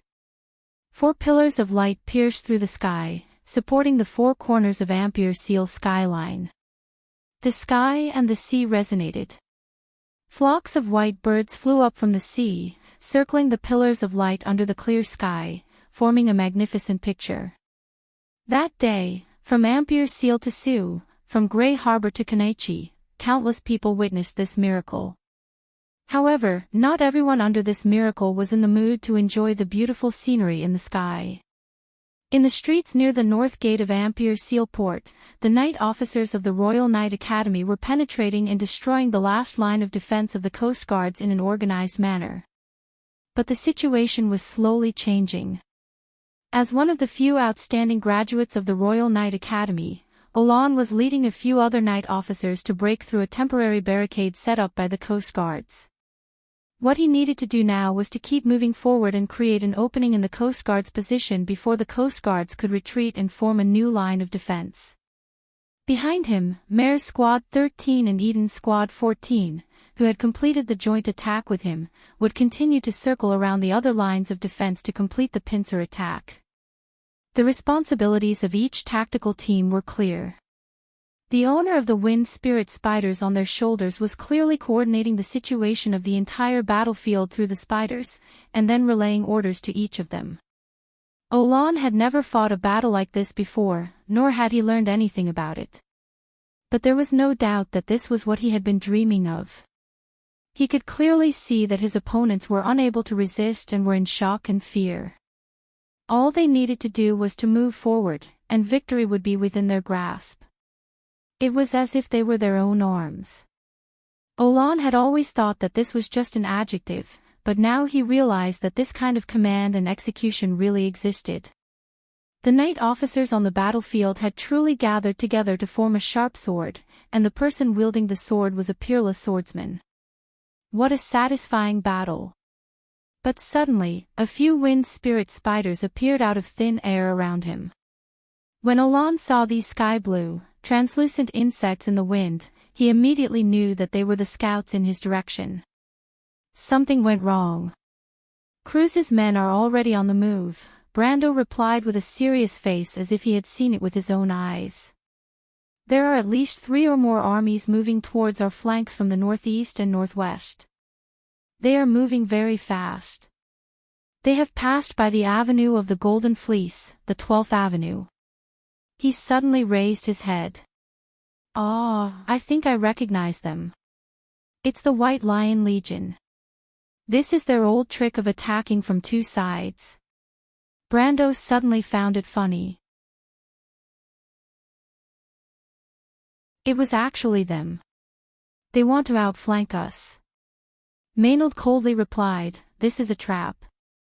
Those northerners are quite brave. They attracted everyone's attention to the Black Blade Squad, but secretly mobilized the White Lion Squad." Brando sneered as he raised his head and looked at the strange phenomenon of the divine weapon resonating in the sky. It's just to satisfy Cruz's demands. He doesn't even feel the slightest bit of heartache. Everyone's face darkened. The situation now was very clear.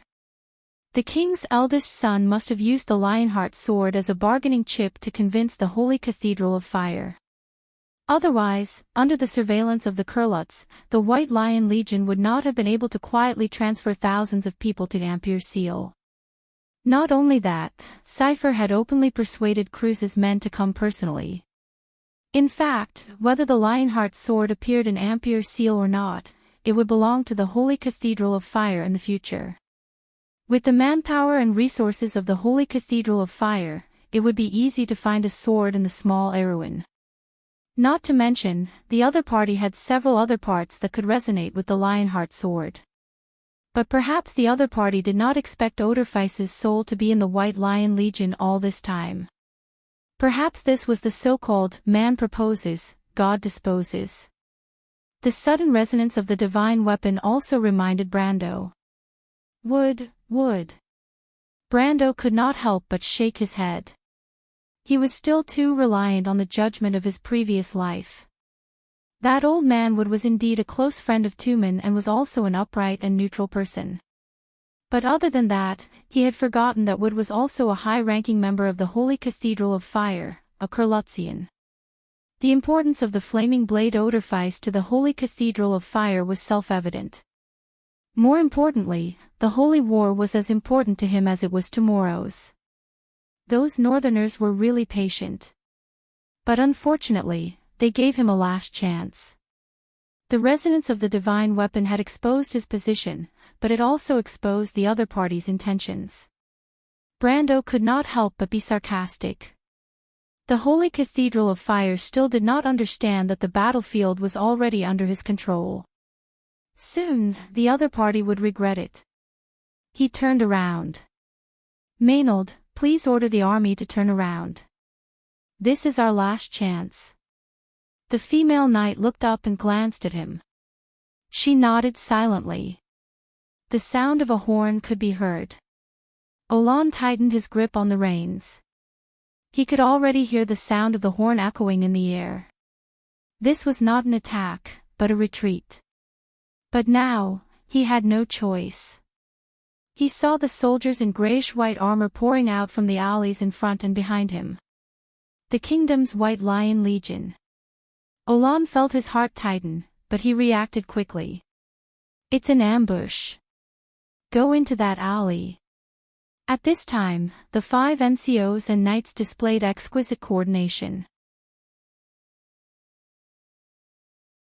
They pulled on the reins at the same time, turned around, and clamped on the horse's belly at the same time.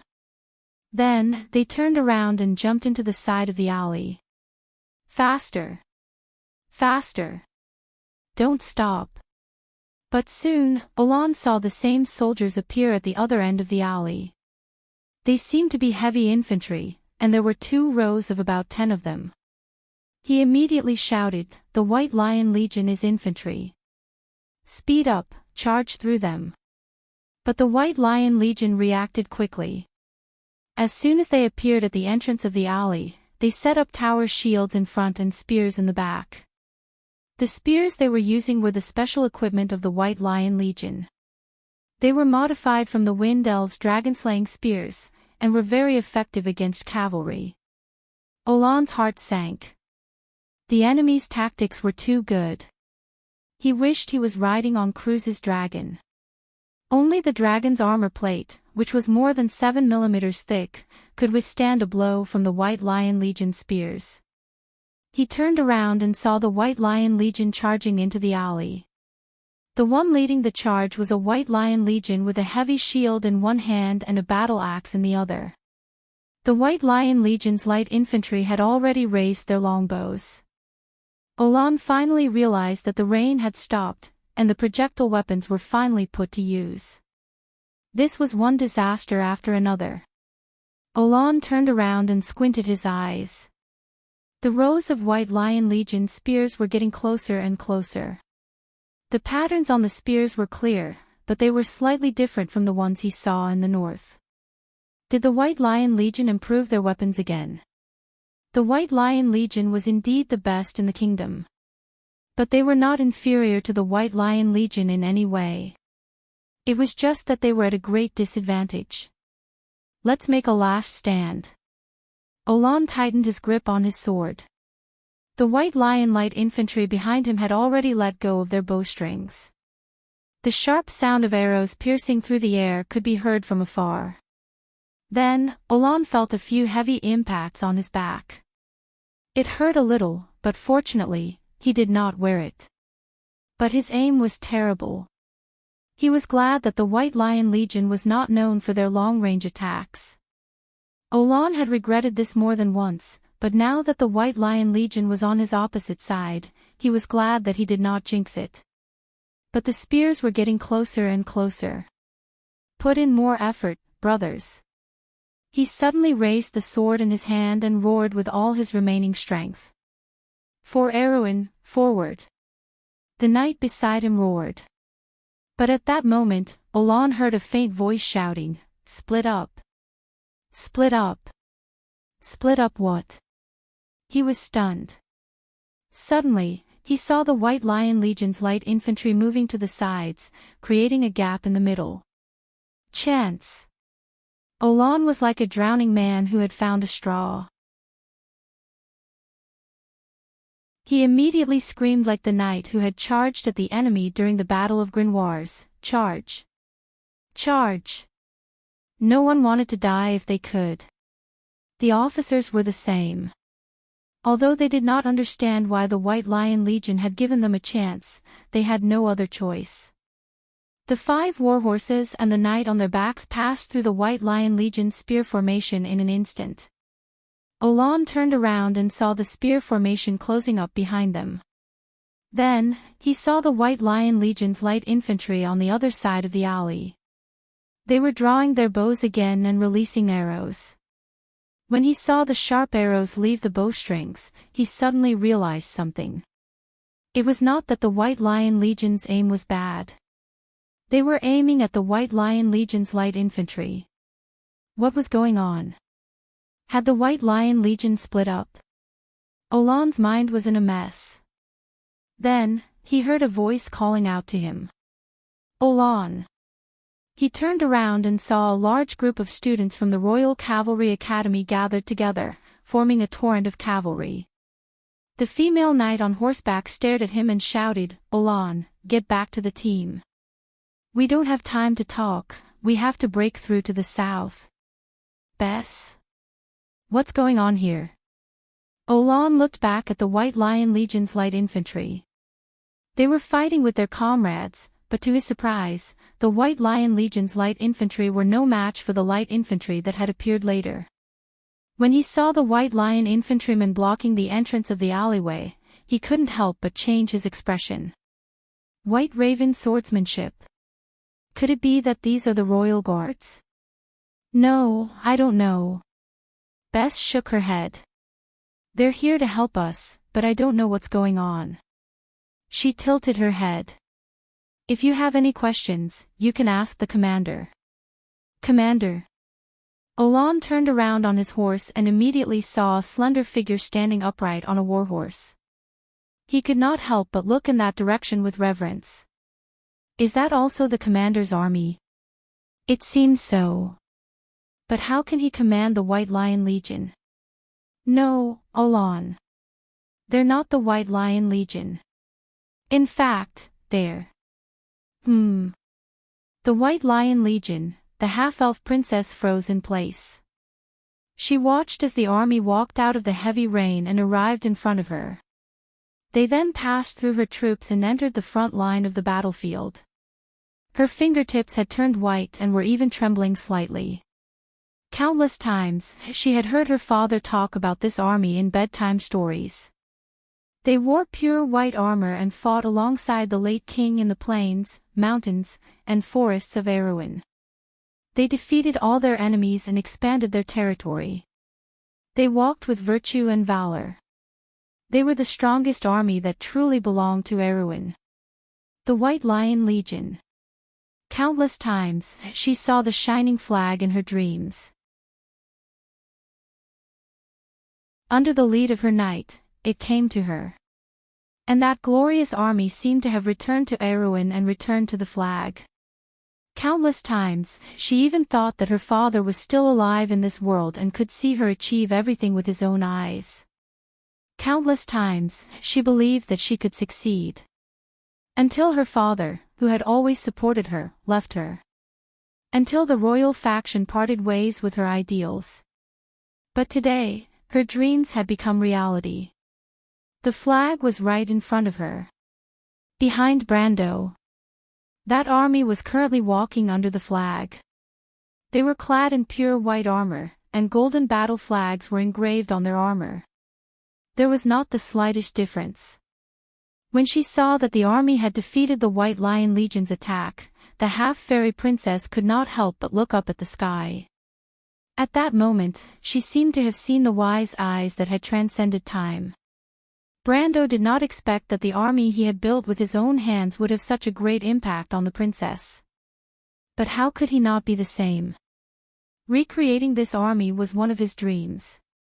But when he saw the birth of this army with his own eyes, he realized that his efforts had not been in vain. The ancient army had returned. It was as if the king had personally handed it to him. Only Erwin's people could understand the meaning behind it. But Brando knew that this was not the time to be sentimental. The White Lion Legion was still preparing to complete the encirclement. He only had one chance. He had to break out of the encirclement. He had to take everyone with him. He glanced around. The Knight Academy students had already gathered. These young people did not suffer any losses in the battle against the Coast Guards. But when the White Lion Legion attacked, almost 1/10 of them would be forever left on the battlefield. They were still too young. Brando's heart ached so much that he could barely speak. Fortunately, most of the heroes in history were fine. Only a few of them were slightly injured. The funniest thing was that Enrique actually fell off his horse when he broke through the White Lion Legion's blockade and was crushed to death. If not for his companions who came to his rescue, he would probably have become a captive. Thank goodness. Brando turned around and gave Carglass a look. The current commander of the new White Lion Legion immediately nodded. Brando wanted the new White Lion Legion to protect the students on both sides. This did not mean that he did not care about the lives of the new White Lion Legion. It was because he believed that there was no possibility of these young people from Tonajul dying. Everything was arranged properly. The new White Lion Legion and the Royal Cavalry Academy's cadets were indeed Aween's most outstanding troops in this era. It took less than a quarter of an hour for the two armies to merge and turn around. Brando raised his sword. He looked proudly at the White Lion Legion in the distance. Finally, his battle plan was going to be realized. He would let the White Lion Legion be the first test subject. Although it was not complete, it was enough to give some people a hard time. Everyone looked up at the Halran Gaia that was pointed to the sky. At that moment, a golden halo spread out from Brando's body. Conflict Halo. Brando put down his sword and pointed forward. Charge. To be continued. If you like this work, you are welcome to come to Chidian. Calm to vote for me. Your support is my biggest motivation. You're tuning into the LoveLore Library YouTube channel. We're so grateful for your support, and don't forget to subscribe to join us on this incredible journey through captivating stories. Your generosity through donations truly makes a world of difference, as it's the primary source of revenue that allows me to expand and enhance this channel for you. Thank you from the bottom of my heart for being a part of this adventure.